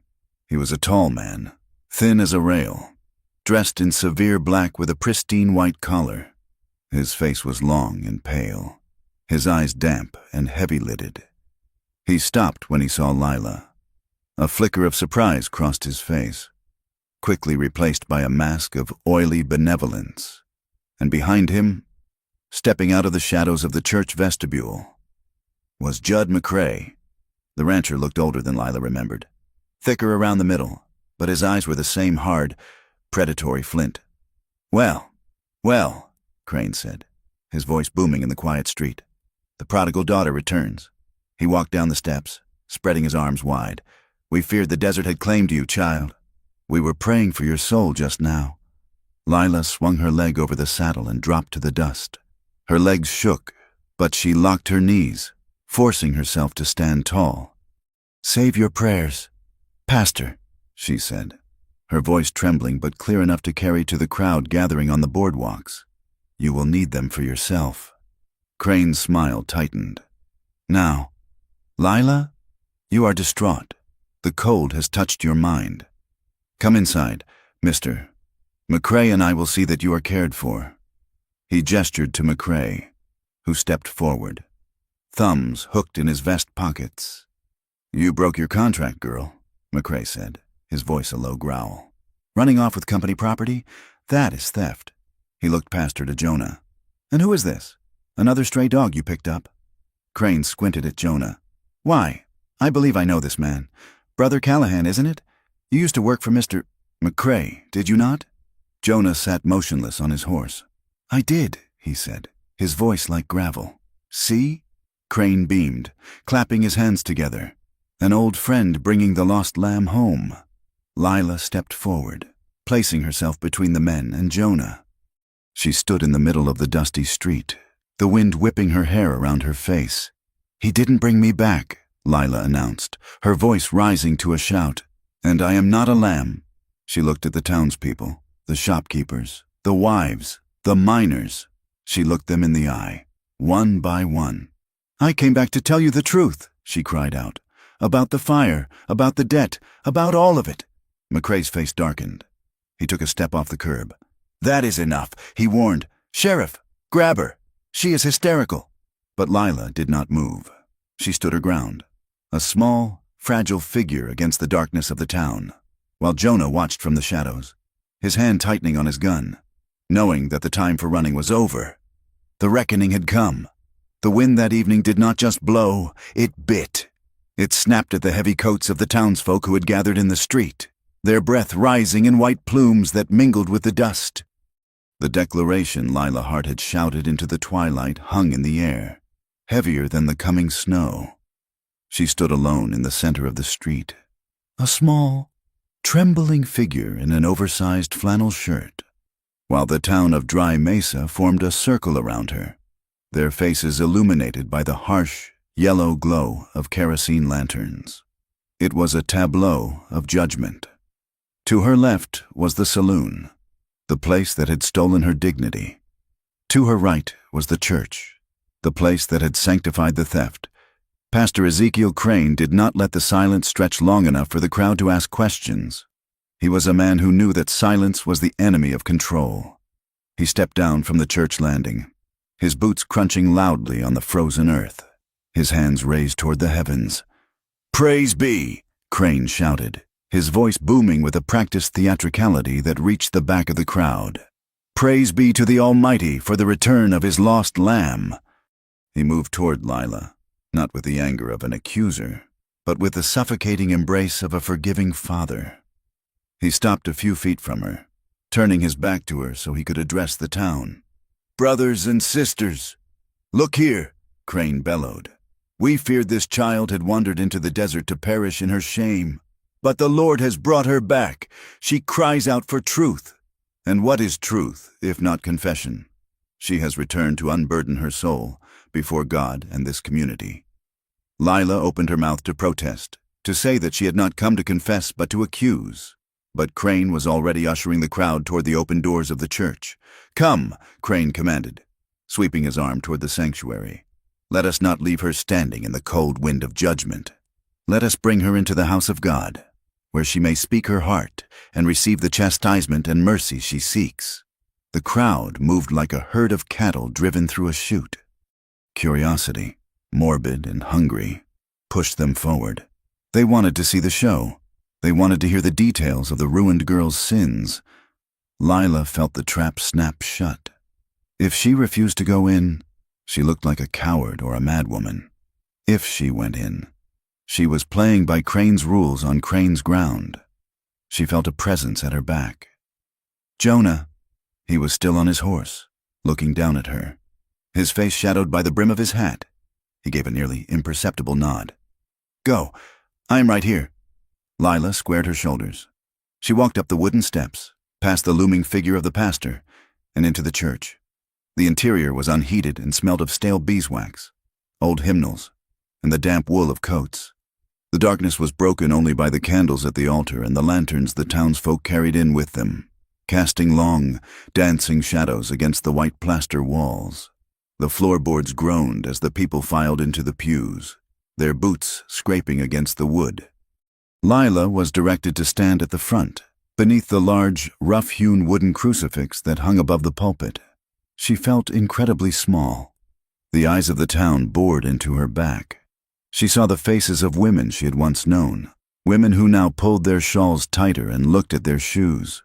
She saw the men who had leered at her in the saloon now sitting with their wives, faces stony and righteous. Crane ascended the pulpit, looking down at her like a judge. "Lila Hart," Crane began, his voice dropping to a somber, resonant tone. "You stand before your neighbors and your Creator. You ran from the path of redemption that Mr. McCrae so generously offered you. You speak of truth. So, let us have it. Tell us, child, Did you not harbor resentment in your heart against your father for his poverty? Lila looked up, her hands clenching into fists at her sides. No, I loved my father. Crane leaned forward, the candlelight turning his eyes into hollow pits. And yet, was it not your hand that knocked over the lantern? Was it not your carelessness, born of a rebellious spirit, that brought the fire down upon his house? He framed the question like a noose. If she denied it, she was calling the town's accepted history a lie. If she faltered, she was guilty. I did not knock over a lantern, Lila said, her voice shaking at first, then gaining strength. There was no lantern in the barn that night. We had run out of oil.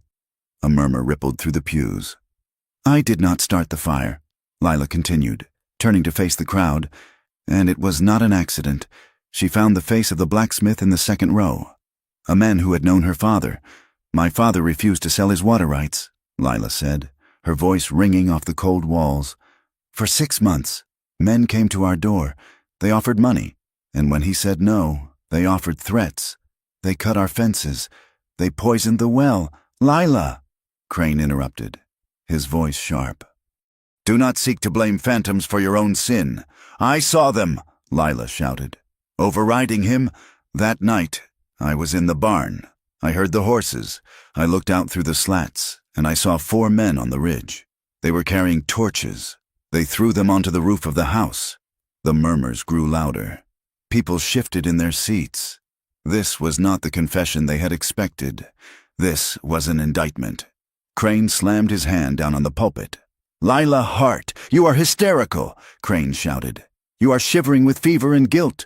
You stand there and accuse God-fearing men, men who support this town, men who put food on the tables of these good people, and who is your witness? He pointed a long, bony finger toward the back of the church, where Jonah stood near the doors, his hat in his hand. You ride into town with a drifter. Crane sneered. A man who lives by the gun. A man who wanders the wilderness like Cain. You expect us to take the word of a fallen woman and a hired killer against the pillars of this community? Jonah felt the eyes of the room turn to him. He felt the heat of their suspicion. He looked at Lila, standing alone at the altar, trembling but unbowed. She looked fragile, like glass that was about to shatter. She needed a witness, and he was the only one who knew the truth. Jonah took a step forward, his spurs chinged on the floorboards, a lonely, metallic sound in the hushed church. She is telling the truth, Jonah said. His voice was not loud, but it was heavy, carrying the weight of stone. Crane scoffed. And how would you know, sir? Were you there? Yes, Jonah said. The words sucked the air out of the room. The silence that followed was absolute. I was there, Jonah repeated, walking slowly down the center aisle. He did not look at the crowd. He looked only at Lila. I rode with the McCrae outfit 3 years ago, Jonah said. We took orders from Judd McCrae. He told us that the farmer, Mr. Hart, was being difficult. He told us to teach him a lesson. A woman in the front row gasped. Jonah stopped 10 feet from Lila. He saw the pain in her eyes, the betrayal that was still fresh, but he forced himself to speak the rest of it. We were told to burn the outbuildings, Jonah said, his voice devoid of emotion, stating the facts as if reading from a ledger, to scare him into selling. But the wind was high that night, just like tonight. One of the boys threw a torch at the porch. The wood was dry. It went up faster than we thought. You admit it, a man shouted from the back. You burned them out. We did not mean to kill them, Jonah shouted back, turning to face the crowd. His face twisted in anguish. It was supposed to be a warning, but the roof came down. We heard the screaming, and we rode away. Pandemonium broke loose.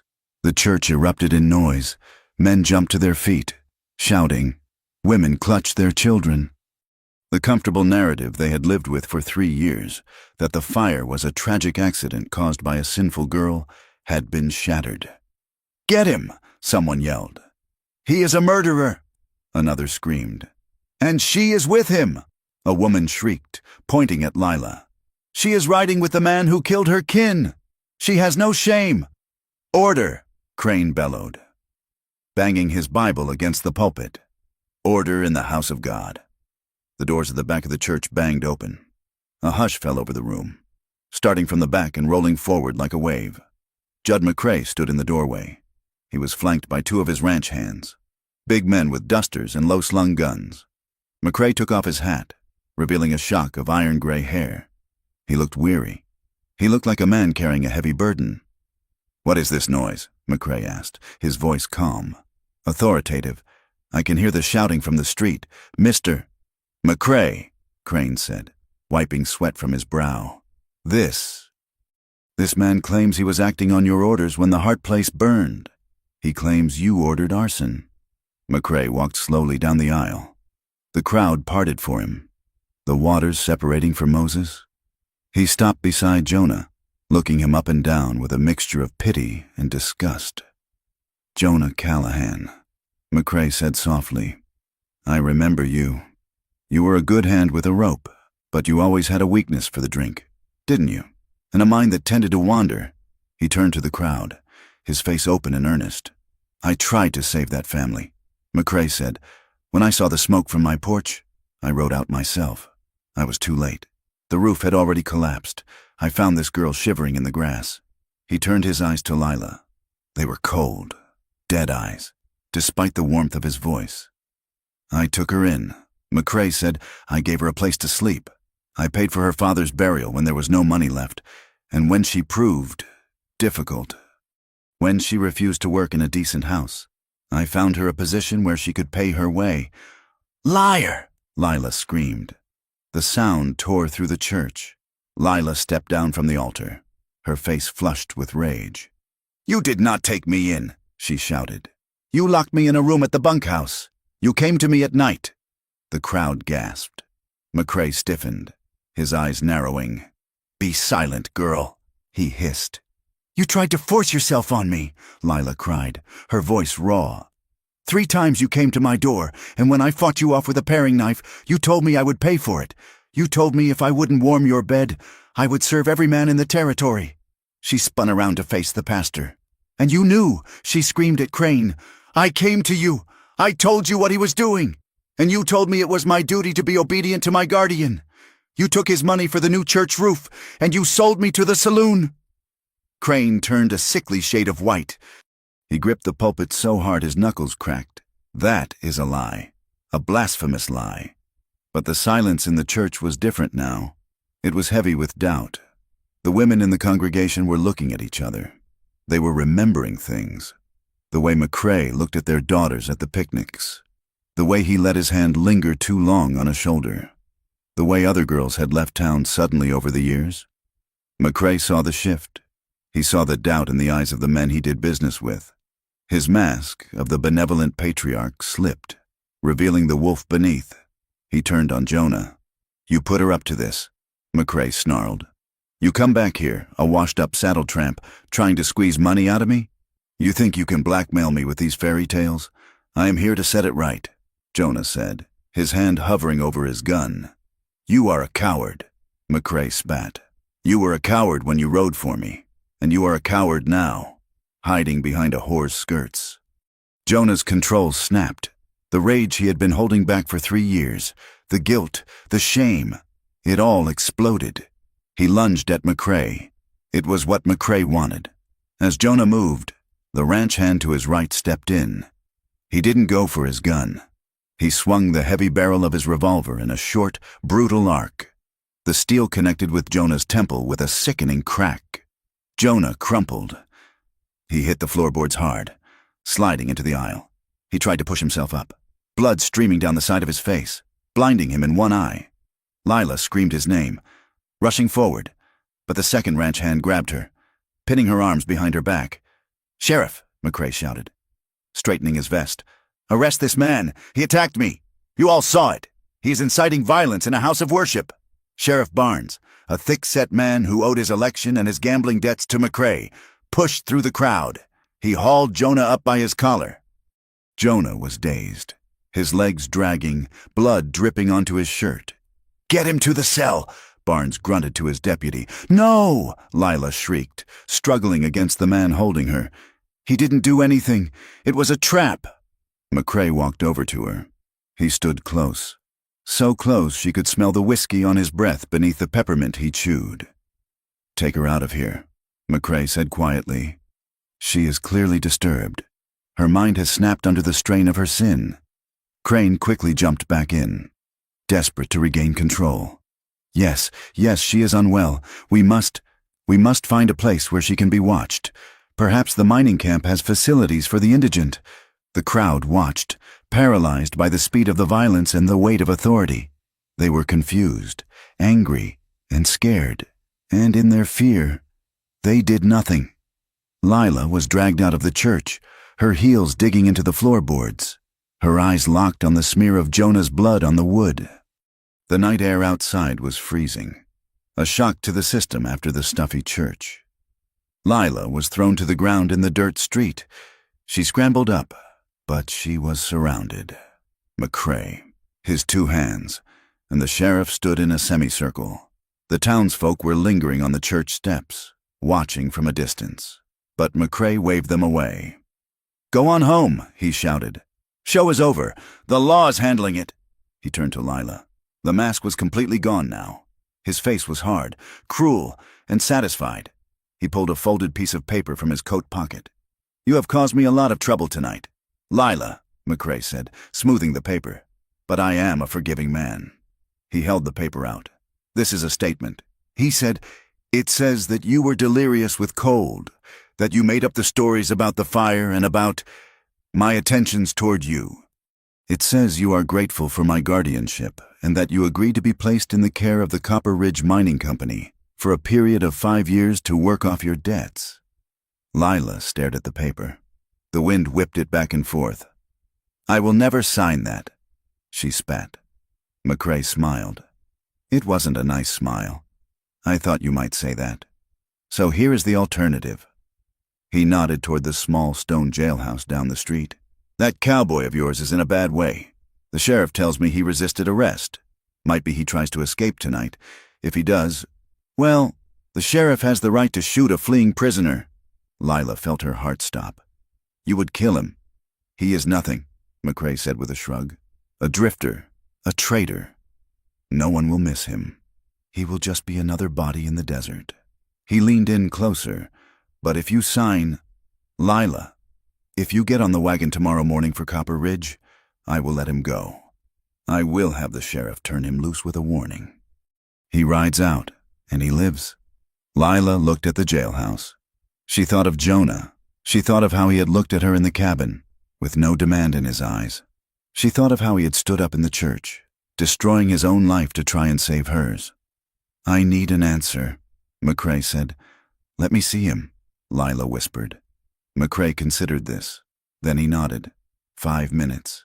"Then you sign." The jail cell was a stone box, colder than the grave. There was no fire. The only light came from a lantern hanging in the corridor where the deputy sat, feet up on the desk, whittling a stick. Lila gripped the iron bars. The metal bit into her skin. "Jonah?" she whispered.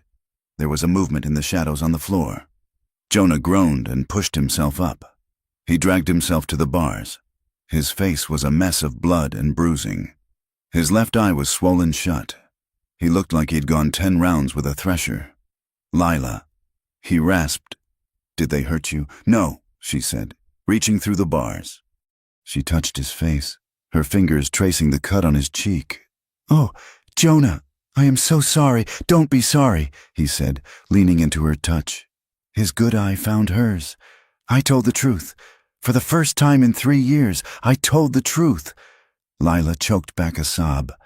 "McCrae, he has a paper.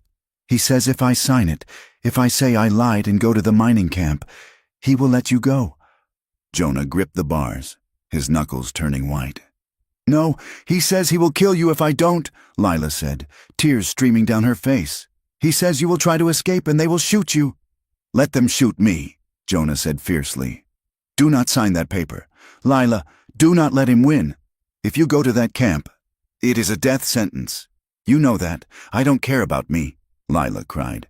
"I cannot let you die. You are the only person. You are the only one who ever—" She couldn't finish the sentence. Jonah reached through the bars and grabbed her hand, pulling it to his chest, pressing it over his heart. She could feel it beating. heavy and slow. "Lila, listen to me," he said, his voice dropping to a harsh whisper. "I have spent my whole life running. From the law, from my past, from myself. Last night, in that cabin, that was the first time I wanted to stay." He looked at her with a naked intensity that made her breath catch. "I loved the way you held on to me," he said. "I loved that you trusted me enough to sleep. You are the only good thing I have touched in a long time. Do not sell yourself to save a piece of trash like me." "You are not trash," Lila whispered. "You are a good man." Jonah shook his head. "I am a man who burned a house down, but I am trying to be better, and I would rather rot in this cell. I would rather die in this dirt than know you are up at that camp because of me.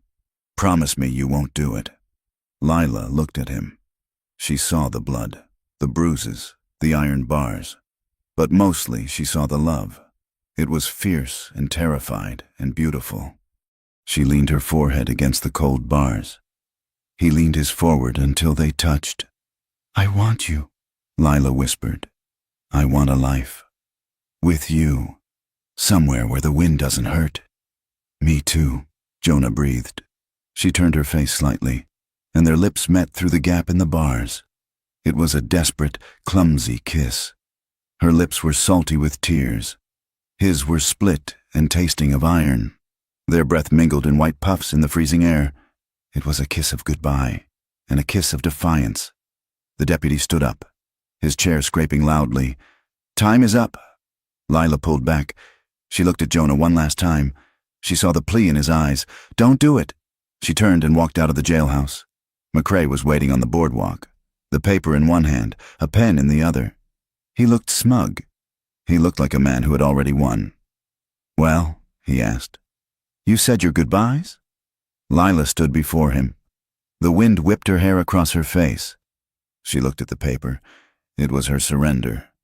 It was her admission that she was nothing, that she was property, that men like McCrae owned the world, and she just lived in it. She thought of Jonah. "I would rather die." She thought of her father. She thought of the fire, and then she felt something harden inside her chest. It wasn't just anger anymore. It was cold, diamond-hard resolve. She was done being the victim. She was done being the ruined girl. "Give it to me," she said. McCrae handed her the paper and the pen. Lila took it. She looked McCrae in the eye. "You think you can erase us," she said quietly. "You think because you have money and a preacher in your pocket, you can burn us and sell us and we will just fade away." She took the paper in both hands. "But you forgot something. Mr. McCrae." "What is that?" he sneered. "Fire spreads," she said. She ripped the paper in half. McCrae's jaw dropped.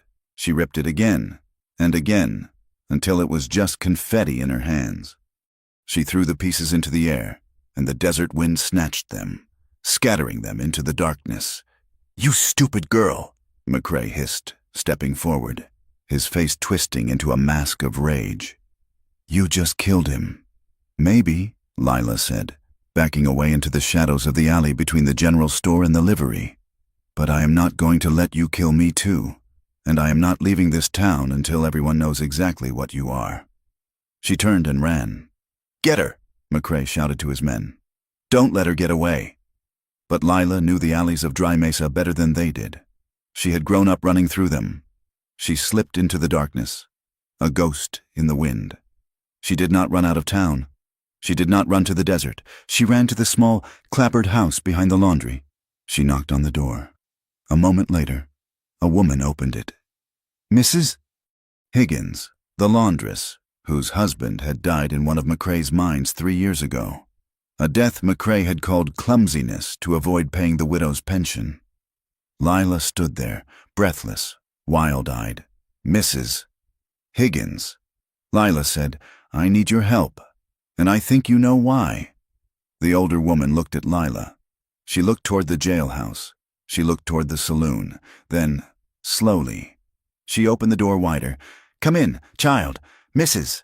Higgins said, "The kettle is on." Lila stepped inside. She was not just hiding. She was recruiting. The wind howled outside, shaking the walls. But for the first time, Lila did not fear it. She was the storm now. Dawn did not arrive with the golden promise of a new day. It crept over the eastern ridges of the Dragoon Mountains like a gray stain, cold and indifferent. The frost that had settled overnight turned the trampled dirt of Dry Mesa's main street into a dull, silvered mirror that cracked under the boots of the early risers. Lila Hart moved through the shadows of the town, no longer the terrified girl who had stumbled into the church the night before. She was a ghost with a purpose. She wore a heavy wool coat borrowed from Mrs. Higgins, the laundress, and her hair was pulled back severe and tight. She moved from the back door of the laundry to the small, leaning shack of Silas Miller, a ranch hand who had lost 3 fingers and a brother to the perilous conditions of McCrae's copper mines.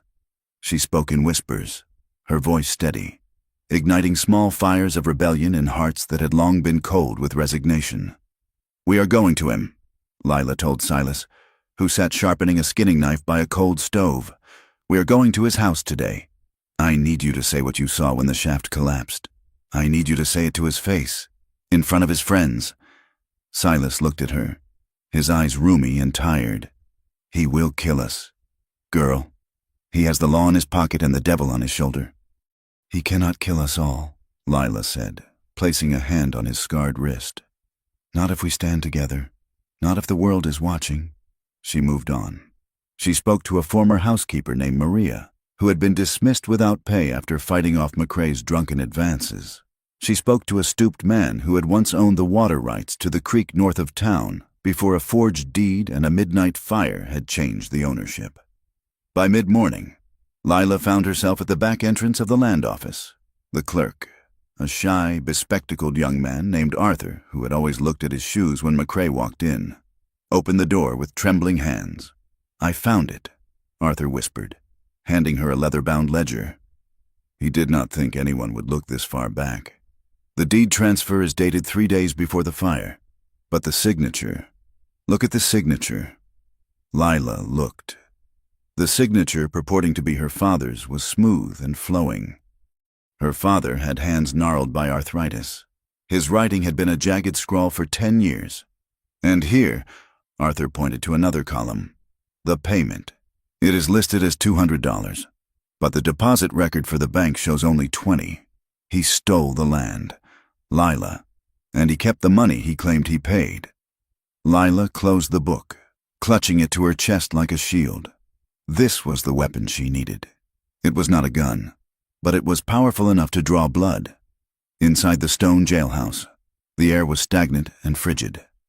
Jonah sat on the floor of the cell, his back against the damp wall. His head throbbed with a rhythmic, blinding pain where the pistol barrel had struck him, and his vision in his left eye was blurred and swimming. The deputy, a man named Hatcher with a mean streak as wide as the Rio Grande, sat at the desk in the corridor, eating an apple with loud, wet crunches. "Don't get too comfortable, Callahan," Hatcher sneered, tossing the apple core at the bars. "Boss says we are moving you tonight. The territorial prison is a long ride. Lots of deep ravines on the way. Horses stumble. Prisoners fall. It is a tragedy. Really." Jonah did not answer. He stared at the dust motes dancing in the shaft of light from the high barred window. He knew what the ride meant. He would never make it to the prison. He would end up face down in a wash with a bullet in his back, listed as an escape attempt. He closed his eyes and thought of Lila. He thought of her hands on his face through the bars. He hoped she had run. He hoped she was miles away, riding toward California, putting this cursed town behind her. If his death bought her freedom, it was a trade he was willing to make. Night fell, heavy and starless at first, before the wind scrubbed the clouds away to reveal a sky pierced by a million frozen points of light. The town of Dry Mesa was quiet, save for the raucous piano music drifting from the Golden Steer. But in the alley behind the jail, there was movement. Lila crouched in the darkness, her heart hammering against her ribs. Beside her was Silas, gripping a heavy pickaxe handle, and Mrs. Higgins, who held a ring of keys she had lifted from the sheriff's belt while delivering his laundry that afternoon. They waited until the sheriff left for his nightly card game at the Saloon, leaving Hatcher alone on guard duty. "Now," Lila whispered, She stepped out into the open, walking boldly to the front door of the jail. She knocked hard. Hatcher opened the door, a scowl on his face, his hand resting on his gun. "What do you want?" "I have a message from Mr. McCrae," Lila said, her voice trembling slightly, feigning the fear he expected. He changed his mind. Hatcher grinned, a cruel, leering expression. "Is that so? Came to your senses? Did you?" He stepped out onto the porch, distracted by her presence, by the victory he thought she represented. He never saw Silas. The ranch hand stepped from the shadows and swung the pickaxe handle with the strength of a man who had swung a hammer for 30 years. It connected with the back of Hatcher's head with a dull thud. The deputy folded without a sound, collapsing into the dust. Misses. Higgins was there instantly, grabbing the deputy's gun belt while Silas dragged him inside. Lila took the keys. She ran to the cell. Jonah was standing, gripping the bars, his face a mask of shock. "Lila?" he rasped. "What in God's name?" "Stand back," she ordered, her hands shaking as she tried the keys. The first one jammed. The second one turned with a heavy click. The door swung open. Jonah stood there for a second, unable to comprehend the sight of her. She was supposed to be running. She was supposed to be safe.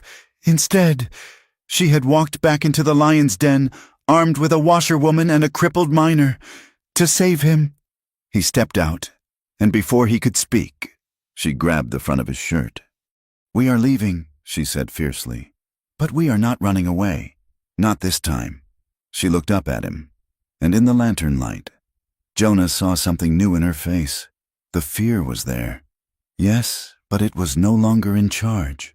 She looked like iron that had been forged in the fire, and as he looked at her, the awe hit him so hard it nearly buckled his knees. He had spent his life thinking he had to be the protector, the shield. He had never imagined a woman who would kick down the door of hell to drag him out. There was a heat in his gaze then, a fierce, tender longing that had nothing to do with gratitude and everything to do with a man realizing he had found the other half of his soul. "Let's ride," Jonah said, his voice thick. They locked Hatcher in the cell, tossing the keys into the corner. They slipped out the back, mounting 2 horses Silas had waiting, Buster, and a strong bay mare stolen from the livery. They rode hard for an hour, putting distance between themselves and the town, heading not for the open highway, but toward the rugged country that bordered the McCrae ranch. The wind bit at their faces, cold and relentless, but the stars overhead were sharp and infinite, watching their flight with cold detachment. Lila rode behind Jonah on Buster, having given the mare to Silas to carry Mrs. Higgins back to safety. She wrapped her arms around Jonah's waist, pressing her cheek between his shoulder blades. She could feel the heat of him through the coat, a solid, living warmth that anchored her in the vast emptiness of the desert. He was hurt. She could feel the stiffness in his movements, the way he favored his left side. But he was here. He was alive, and he was hers. They reached an old, abandoned line cabin nestled in a rocky arroyo 3 miles from the main house of the McCrae ranch. It was little more than a ruin, but the roof was sound and the stone fireplace was intact. Jonah helped her down. His hands lingered on her waist. They hurried inside, out of the biting wind. Jonah built a small fire, keeping it low to avoid drawing attention. The flames licked at the dry wood, casting long, dancing shadows on the walls. The wind slipped under the door, a high, thin whistle that sounded like a scream cut short. Lila shivered, moving closer to the fire.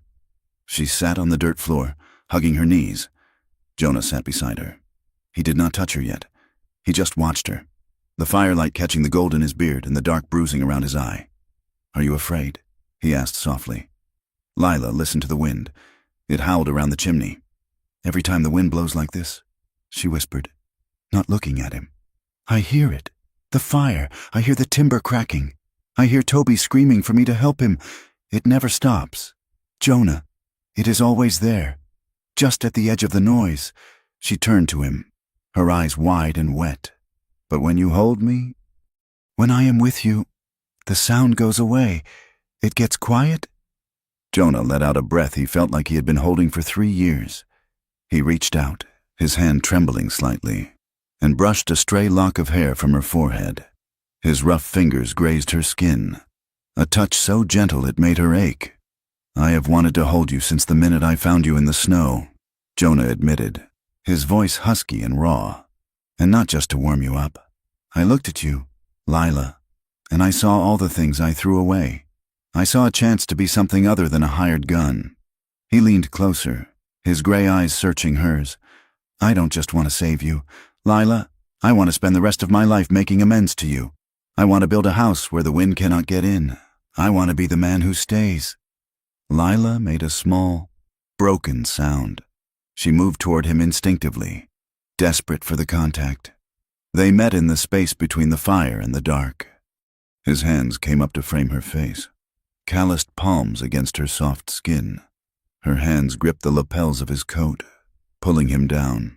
The kiss was slow at first, tentative, a question asked and answered in the dark. "Are you sure?" "Yes, always." Then it deepened, the fear of the coming morning, the knowledge that they might be dead by noon, fueled a sudden, desperate hunger. Jonah groaned low in his throat, his arms wrapping around her, pulling her body flush against his. Lila clung to him, her fingers clutching the fabric of his shirt, anchoring herself to his strength. It was not a smooth or practiced romance. It was frantic and real. It was the desperate embrace of two people on a life raft in a storm. They sought warmth in the frozen night. They sought reassurance that they were alive, that they were real, that they were not just ghosts haunting a dead landscape. "Stay," Lila whispered against his mouth, her tears mixing with their breath. "Promise me you will stay." "Forever," Jonah murmured, pressing his forehead against hers. "I am not going anywhere." They huddled together under the thin blankets, limbs tangled, creating a fortress of body heat against the encroaching cold. Shivers racked them, born of adrenaline and emotion rather than the temperature. They held each other with a fierce intensity, whispering promises into the dark, weaving a bond that was stronger than the fear waiting outside the door. Morning came with a deceptive calm. The wind had dropped to a breeze, and the sun rose pale and bright. They emerged from the cabin not as the cowboy and the runaway, but as partners. Jonah checked his gun, spinning the cylinder with a grim finality. Lila checked the ledger tucked inside her coat. "We go in the front gate," Jonah said, swinging up into the saddle. "We do not sneak. We ride in like we have a right to be there." They rode the 3 miles to the McCrae ranch in silence. The property was vast, a sprawling kingdom of cattle and water built on theft and ash. The main house was a 2-story affair with a wraparound porch, already bustling with activity. McCrae was hosting a gathering of the territory's elite, cattle barons, investors from the east, and local politicians. Carriages lined the drive. Men in fine suits stood on the porch, smoking cigars and drinking coffee from china cups. Jonah and Lila rode through the main gate. The guards, taken off guard by their brazen approach, shouted for them to stop, but Jonah kept Buster moving at a steady walk. They rode right up to the porch steps. The conversation on the porch died. McCrae was standing near the door, laughing at a joke told by the territorial governor. He froze when he saw them. His face went purple, then white. He stepped to the railing. "You!" he shouted. "Sheriff!" Why is this man not in irons? Sheriff Barnes was nowhere to be seen, likely still sleeping off his whiskey or nursing a headache. Lila slid down from the horse. She walked up the steps, her boots loud on the wood. The guests parted for her, confused by this disheveled woman with the fierce eyes. "I am here to return something to you." "Mr. McCrae," Lila said, her voice shaking but loud enough to carry across the yard. She pulled the ledger from her coat. "This is the record of payment for the Hart homestead," she announced, holding it up. McCrae's eyes bulged. "Where did you get that? That is stolen property." "It proves you paid $20 for a farm worth $200, Lila shouted. "It proves you forged my father's signature 3 days before you burned his house down." Murmurs rippled through the crowd. The governor frowned, looking from Lila to McCrae, and I have witnesses. Lila turned to the yard. Silas Miller and Mrs. Higgins rode in through the gate, flanked by 3 other miners. They didn't look like an army, but they looked like the truth. "Tell them! Silas!" Lila yelled. Silas stayed on his horse, raising his maimed hand. "I was foreman on the shift when the number 4 shaft blew," he rasped. "McCrae told us to use old timber, said new wood cost too much. My brother is buried under that rock because of this man's greed." McCrae laughed, a high, nervous sound. "These are lies. This is a conspiracy of beggars and thieves. This woman is a whore who ran from her debts." Lila stepped closer to him. "I ran from a man who tried to rape me and then sold me to a saloon when I said no," she screamed. The guests were backing away now. The veneer of civilization was cracking. McCrae looked around, seeing the disgust in the faces of the investors. He saw his empire crumbling in the eyes of the people he needed to impress. Panic replaced arrogance. "Kill them!" McCrae screamed, pointing at Jonah and Lila. "They are trespassing. They are armed. Cut them down!" His ranch hands, confused but obedient to the hand that paid them, reached for their guns. "Get down!" Jonah roared. He drew his revolver with a speed that blurred the eye. He didn't shoot to kill. He shot the gun out of the hand of the nearest guard. Chaos erupted. Horses reared. The guests on the porch dove for cover, spilling coffee and overturning chairs. Bullets kicked up the dirt in the yard. Jonah vaulted off his horse, grabbing Lila and throwing her behind the water trough. "Stay down," he ordered. He popped up, firing 2 shots. One hit a ranch hand in the leg, the other splintered the porch railing near McCrae. Jonah was a precision instrument in the chaos. He moved, fired, and moved again, drawing the fire away from Lila. He was not fighting for land or money. He was fighting for her. A guard on the roof of the bunkhouse took aim at Lila, who was trying to crawl toward the ledger she had dropped. Jonah saw the glint of the rifle barrel. "No!" he shouted. He broke cover, sprinting across the open ground. He threw himself in front of Lila just as the rifle cracked. The bullet hit him high in the shoulder. The impact spun him around, and he went down hard, gasping for air. "Jonah!" Lila screamed, scrambling to him. McCrae, seeing Jonah down, pulled a hidden derringer from his vest. He stepped off the porch, walking toward them, his face twisted in a rictus of hate. "I should have burned you both in that barn," he snarled, raising the small pistol. A shot rang out. It was loud and close. McCrae stopped. A look of profound confusion crossed his face. He looked down at his chest, where a red flower was blooming on his white shirt. He looked up, past Jonah and Lila. Silas Miller sat on his horse, smoke curling from the barrel of an old dragoon pistol. His hand was steady. "For my brother," Silas said quietly. McCrae fell. He hit the dust face first and did not move. The shooting stopped. The silence that followed was heavy and ringing. The ranch hands lowered their guns, looking at their dead boss. They had no loyalty to a corpse. On the porch, Pastor Crane was trying to sneak away, edging toward the back of the house.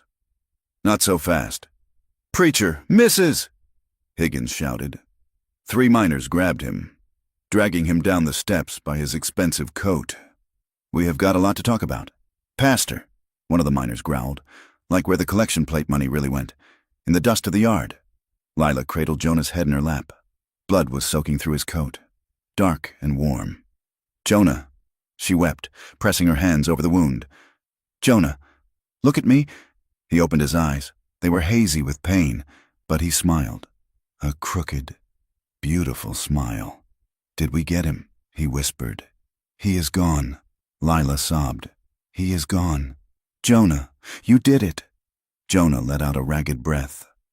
The wind whipped around them, kicking up dust, but for the first time, it didn't feel like a threat. It just felt like the world turning. "We did it," he corrected her. He tried to sit up, but the pain forced him back. "Don't die," Lila begged, rocking him. You promised you would stay. I am not going anywhere." Jonah gritted out, Just need a minute." The territorial governor stepped down from the porch, looking at the scene with a pale face. He looked at the ledger lying in the dirt. He looked at the dead man. He looked at the couple clinging to each other in the blood and the dust. "Someone get a doctor," the governor shouted, "and get these men in custody." Lila looked up. She saw the townspeople who had followed them out beginning to gather at the gate. She saw the judgment in some eyes, the pity in others. She looked down at Jonah. He was alive. That was all that mattered. But as she looked around the ranch, this place of wealth and cruelty, she knew the truth. McCrae was dead, but his shadow was long. The town of Dry Mesa would never forgive them for exposing its rot. They were the mirror that showed the town its own ugly face. "We cannot stay here," Lila whispered to Jonah, smoothing his hair.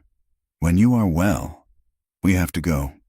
Jonah nodded weakly, closing his eyes as his hand found hers. "Anywhere," he breathed. "As long as it is with you." The wind blew across the high desert, cold and clean, carrying the smell of gunpowder away to the east, leaving the two of them alone in the center of the storm they had survived. The world had changed. It was no longer defined by the dust and claustrophobia of Dry Mesa, nor by the suffocating judgment of a town that fed on its own secrets. The world was now a high, rugged valley where the air was thin and smelled of pine resin and cold stone. It was a place where silence reigned, broken only by the rush of a narrow, snow-fed river that sliced through the canyon floor and the wind that never truly stopped blowing. Lila Hart and Jonah Callahan had ridden for 3 weeks to find this place. They had moved like shadows across the territory, avoiding the main roads, trading labor for supplies at isolated homesteads where people asked no questions and expected no answers. They had climbed higher, leaving the flat scrubland behind for the jagged peaks where the winter lingered long into the spring. They found the cabin by accident, or perhaps by providence. It was a squatter's shack, abandoned years ago, huddled against a granite cliff face that protected it from the worst of the north wind. The roof had sagged, the door was missing, and the floor was deep in drift sand and animal droppings. But the walls were thick logs, chinked with mud that had dried to the hardness of concrete, and the stone chimney stood straight and true. It was a ruin, but to Lila, it looked like a castle.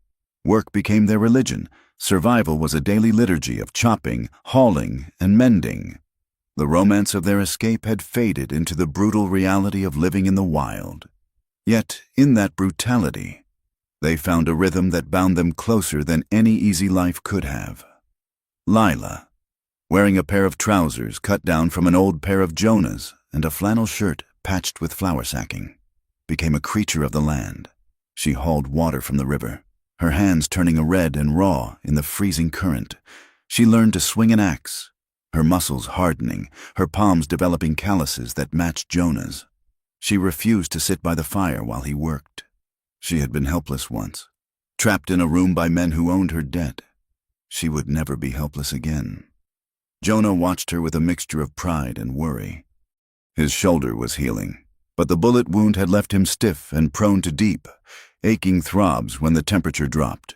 He pushed through it, grinding his teeth as he lifted heavy timber to repair the roof, sawing planks to build a new door. He drove himself to exhaustion every day, driven by a singular, burning need to give her a door that locked. He wanted to give her 4 walls that were hers, a place where no one could enter without an invitation. The harshness of the West was an ever-present guest at their table. One evening, a dust storm rose up from the valley floor without warning, a wall of brown grit that blotted out the sun and turned the day into a choking twilight. They huddled in the unfinished cabin, wrapped in blankets, coughing as the dust forced its way through every crack. Another night. The temperature plunged so low that frost crept across the inside of the single glass pane Jonah had salvaged from a trapper's cache, forming intricate, deadly patterns. The river swelled after a freak thaw, threatening to wash away their meager stockpile of firewood. And there were the coyotes. They sang to the moon, a yipping, maniacal chorus that echoed off the canyon walls. To Jonah, It was just the sound of the wild. To Lila, it sounded like laughter. It sounded like the men in the saloon. But there were other moments. Moments that grew like small, resilient flowers in the cracks of a rock. One morning, Lila attempted to make biscuits in the Dutch oven using flour that had gone weevily and a tin of baking powder that had lost its potency. They came out hard as river stones and burnt black on the bottom. Jonah took a bite, chewed methodically for a long minute, and then looked at her with solemn eyes. "Well," he said, his voice grave, "if we ever run out of ammunition, we can load these into the Winchester. They would stop a buffalo." Lila stared at him, mortified, until the corner of his mouth twitched. She threw a dish rag at his head, and for the first time in months, she laughed. It was a rusty sound, startled and bright, and Jonah looked at her as if she had just invented the sun. In the evenings, by the light of the fire, they tended to the wounds of the past. Lila found an old King James Bible left by the previous tenant, its pages water-stained and curling. She also had a tattered dime novel Jonah carried in his saddlebag, a lurid tale called The Phantom Scout of the Dakotas. Jonah's reading was halting. He traced the words with a finger, stumbling over the longer syllables. He had left school at 8 to work the herds. Lila sat beside him, her shoulder pressing against his, and corrected him gently. "It is redemption," she said softly, pointing to the word in the Bible. "Not redemption, it means being saved, being bought back." Jonah looked at the word. "Redemption. Like what you did for me," he said quietly. Lila shook her head. "No, we saved each other." Later, she sat on a stump while Jonah mended the hem of her dress. His hands, so deadly with a gun and so strong with a rope, were clumsy with the tiny needle. He frowned in concentration, his tongue poking from the corner of his mouth, making stitches that were uneven but strong. Lila watched him, feeling a lump in her throat. She had known men who would kill for pride. She had never known a man who would sew a hem by firelight because he didn't want her to trip. Their desire remained. A low, constant heat that flared in the quiet moments. It was there when he brushed snow from her shoulders after she came in from the woodpile, his hands lingering on the wool of her coat. It was there when they curled together under the pile of furs and blankets at night, the wind howling outside like a disappointed ghost. It was no longer just the frantic, desperate need of that first night in the line shack. It was woven into the fabric of their survival. It was a kiss in the doorway as the dawn light spilled over the valley, turning the snow to gold. It was the way he pulled her against him in his sleep, murmuring her name. It was the way she pressed her cold feet against his calves, and he didn't pull away. But they were not free, not entirely. The shadows lingered. Lila woke some nights with a gasp, sitting bolt upright, her nostrils flared. "Fire," she would whisper, her eyes wide and unseeing. "Jonah, I smell smoke." Jonah would wake instantly, his hand going to the revolver he kept under his pillow. He would listen. He would smell the air. There was only the scent of pine and cold ash. "It is the stove." He would soothe her, pulling her back down. "Just the stove. Lila, the house is safe." But he had his own ghosts. Sometimes, when he was chopping wood, the sound of wind in the canyon sounded like hoofbeats. He would freeze, the axe raised, his heart hammering a frantic rhythm against his ribs. He expected McCrae's ghost to come riding up the trail. He expected Crane's wrath to manifest as a posse of hangmen. He knew that men like McCrae had long reaches, even from the grave. A month after they finished the roof, a traveling peddler made his way up the valley with a mule loaded with tin pots and dry goods. He was a chatty man, starving for conversation, and he traded a sack of cornmeal for a hot meal and a place by the fire. "You folks hear the news from down south?" the peddler asked, scraping his plate clean, big stir and dry mesa. Jonah and Lila exchanged a look. Jonah's hand drifted off the table, resting on his knee. "What kind of stir?" Jonah asked, his voice carefully neutral. The peddler leaned in, eager to share the gossip. The big man, McCrae, dead, shot by his own foreman, they say, and the preacher, fellow named Crane, The territory bishop came down and dragged him out by his ear. Seems there was an inquiry, missing funds, and other things. Lila gripped her tin cup. What other things? The peddler shrugged. Talk is he was turning a blind eye to some unsavory business regarding young women. Town turned on him, ran him out on a rail before the law could even take him. He paused, chewing on a piece of jerky. Strange thing, though, some folks still say it was a tragedy. Say McCrae was a saint, and the girl who started the trouble was a liar and a witch. You know how it is. People hate to admit they were wrong. They would rather hang the messenger than read the letter. Lila looked down at the table.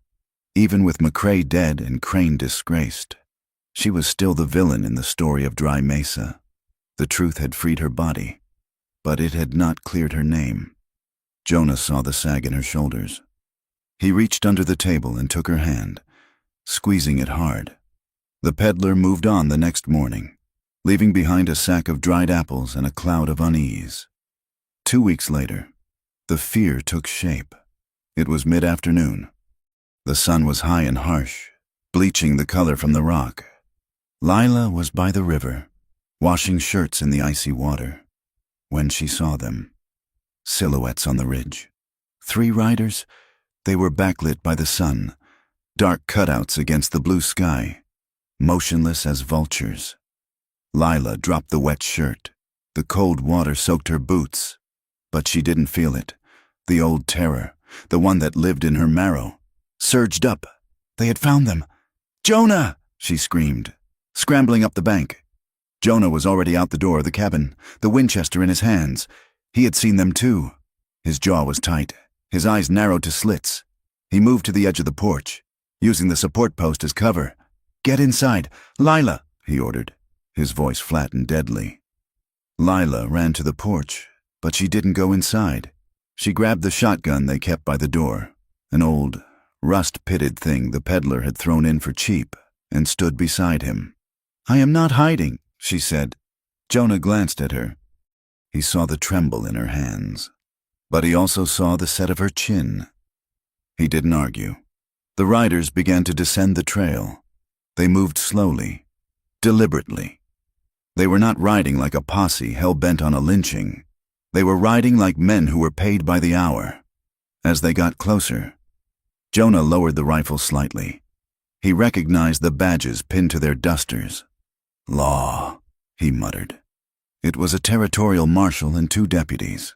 The marshal was an older man with a mustache the color of steel wool and eyes that had seen everything and was impressed by none of it. He rode a heavy bay gelding that looked as tired as he did. They stopped 20 yards from the cabin. The marshal crossed his hands over his saddle horn and looked at Jonah, then at Lila. "Jonah Callahan?" the marshal asked. His voice was like dry leather cracking. Jonah didn't step out from cover. "Who is asking?" "Marshal Davies, out of Tucson." The marshal nodded toward the cabin. "And you would be Lila Hart?" Lila stepped forward, the shotgun heavy in her hands. "I am," Davies sighed, a long, weary exhalation. "You 2 are hard to find. We have been tracking you since Dry Mesa." "What do you want?" Jonah asked, his finger resting on the trigger guard. Davies reached into his saddlebag. The deputies tensed, their hands hovering near their guns. "Easy," Davies said to his men. Then, to Jonah, "I have got paperwork. Son, that is all." He pulled out a sheaf of papers tied with string. "There was a coroner's inquest regarding the death of Judd McCrae," Davies said, "and a grand jury hearing regarding the fires at the Hart homestead 3 years back, plus a warrant for a jailbreak and assault on a deputy." Jonah felt a cold weight settle in his stomach. This was it. They hadn't come to kill him. They had come to cage him. "I won't go back," Jonah said.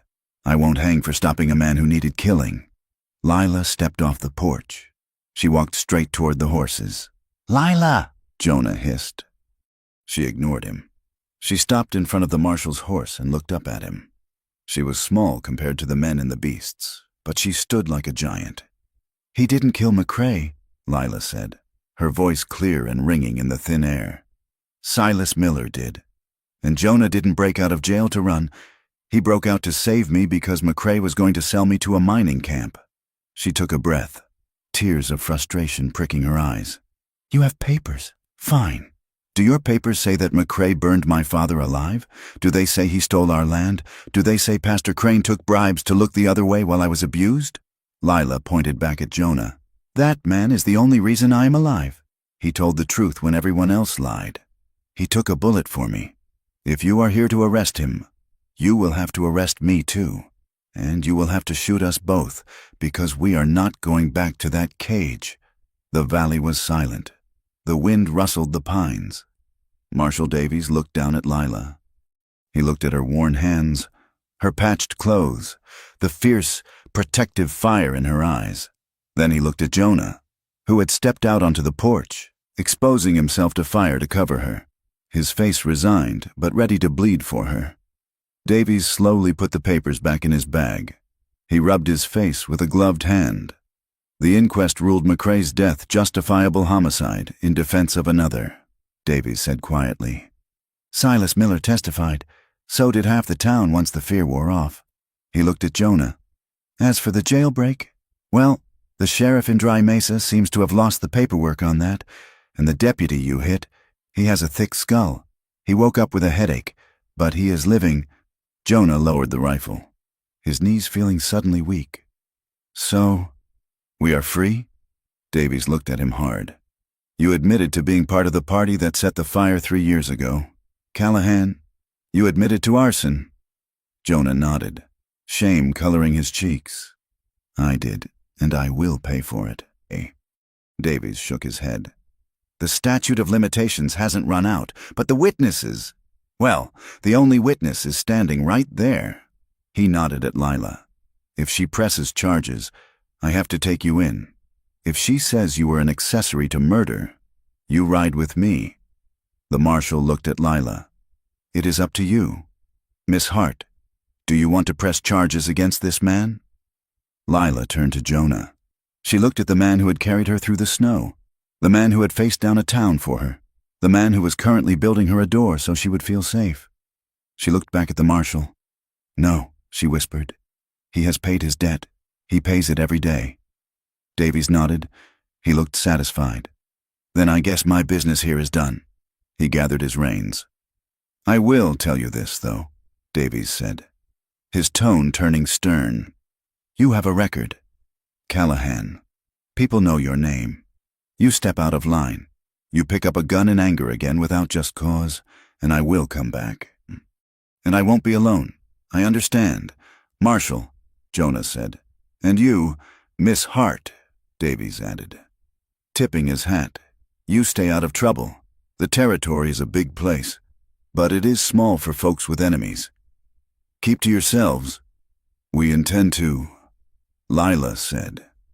The marshal signaled his deputies. They turned their horses and began the long climb back up the ridge. "Wait," Jonah called out. Davies paused. "Is that it?" Jonah asked, disbelief in his voice. "You rode 3 weeks just to tell us we are not arrested?" Davies looked back over his shoulder. The ghost of a smile touched his lips. "The territory needs law, son, but sometimes it just needs a little justice. There is a difference." He kicked his horse and rode away. Jonah and Lila stood in the yard until the riders were just specks on the horizon, until the sound of their hoofbeats was swallowed by the vastness of the valley. They didn't cheer. They didn't shout. The relief was too deep for that. It was a physical unspooling of tension that left them both trembling. They walked up to the ridge above the cabin, needing to see the land, needing to see that the threat was truly gone. The sun was beginning to set, painting the sky in bruised purples and golds, casting long shadows across the snow. The wind picked up. It came rushing down from the peaks, cold and biting, tugging at Lila's hair and whipping Jonah's coat around his legs. Lila crossed her arms, shivering. She looked out at the empty horizon. "It is over," she said softly. "Is it?" Jonah asked, standing beside her. Lila didn't answer immediately. She watched a hawk circling in the distance. "They didn't arrest us," she said, "but that doesn't mean it is gone. Dry Mesa is still there. The memories are still there." She turned to him. Her eyes were dark and vulnerable. Do you know what I am most afraid of? Jonah? He turned to face her. Tell me. I am afraid that one morning I will wake up and you will realize that you don't have to stay anymore, she confessed, the words rushing out. You stayed because I was in danger. You stayed because you felt guilty. But now, the law says you are free. You could go anywhere. You could find a life that isn't this hard. She gestured to the broken land, the half-built cabin, her own rough hands. People always say forever when the night is dark, she whispered, but they forget in the daylight. Jonah looked at her. He saw the scars of her abandonment. He saw the girl who had been left by everyone who was supposed to protect her. He reached out and took her face in his hands. His palms were rough, warm, and solid. He rested his forehead against hers, closing his eyes, shutting out the vast, indifferent world. Lila, he said, his voice low and vibrating against her skin. Look at me. She opened her eyes. I ran for 5 years. Jonah said, I ran from what I did. I ran from who I was. I was a ghost riding a horse. He stroked her cheek with his thumb. I am not staying because of the law. I am not staying because of guilt. I made peace with my guilt the day I took that bullet for you. He leaned back slightly, locking his eyes with hers. I am staying because for the first time in my life, I am not running from something. I am running to something. You are my home. Lila. This cabin, this valley, it is just dirt and wood. You are the home. Lila let out a sob, a sound of pure release. She threw her arms around his waist, burying her face in his chest. She held him with a desperate strength, her fingers clutching the fabric of his shirt as if she were trying to anchor him to the earth. To her. Jonah wrapped his arms around her, pulling her off her feet, holding her tight against him. He buried his face in her hair, breathing in the scent of pine and wind and woman. I will stay forever, he said into the wind, as long as there is breath in my body. As long as you want me, forever is all I ever wanted, Lila whispered back. Not from God, not from the town, just from you. They stood there as the sun dipped below the jagged horizon, plunging the valley into twilight. The wind howled around them, freezing and wild. It was a harsh land. The winter would be long. The wolves would come. The memories would return in the dark. But as they stood on the ridge, 2 small figures against the vastness of the American West, they did not turn away from the wind. They leaned into it. They leaned into each other. Jonah kissed her, and it tasted of cold air and promise. Below them, the cabin waited. There was a fire to build. There was a door to finish. There was a life to carve out of the stone. They turned and walked down the slope together, hand in hand, choosing the hard path, choosing the cold wind, choosing each other, again and again. Thank you so much for listening to the final chapter of Promise Me You'll Stay Forever. It has been a long journey from the frozen streets of Dry Mesa to this quiet valley, and I am grateful you rode along with Lila and Jonah. I would love to know where you are listening from today. Please leave a comment below and let me know which part of the world you call home. If you enjoyed this story and want to hear more tales of grit, love, and survival on the frontier, please make sure to subscribe to From Wild West. I have many more stories to tell, and I'd be honored to have you around the campfire for the next one. Share your thoughts on the ending in the comments. Did they find the peace they deserved? Until next time, keep riding.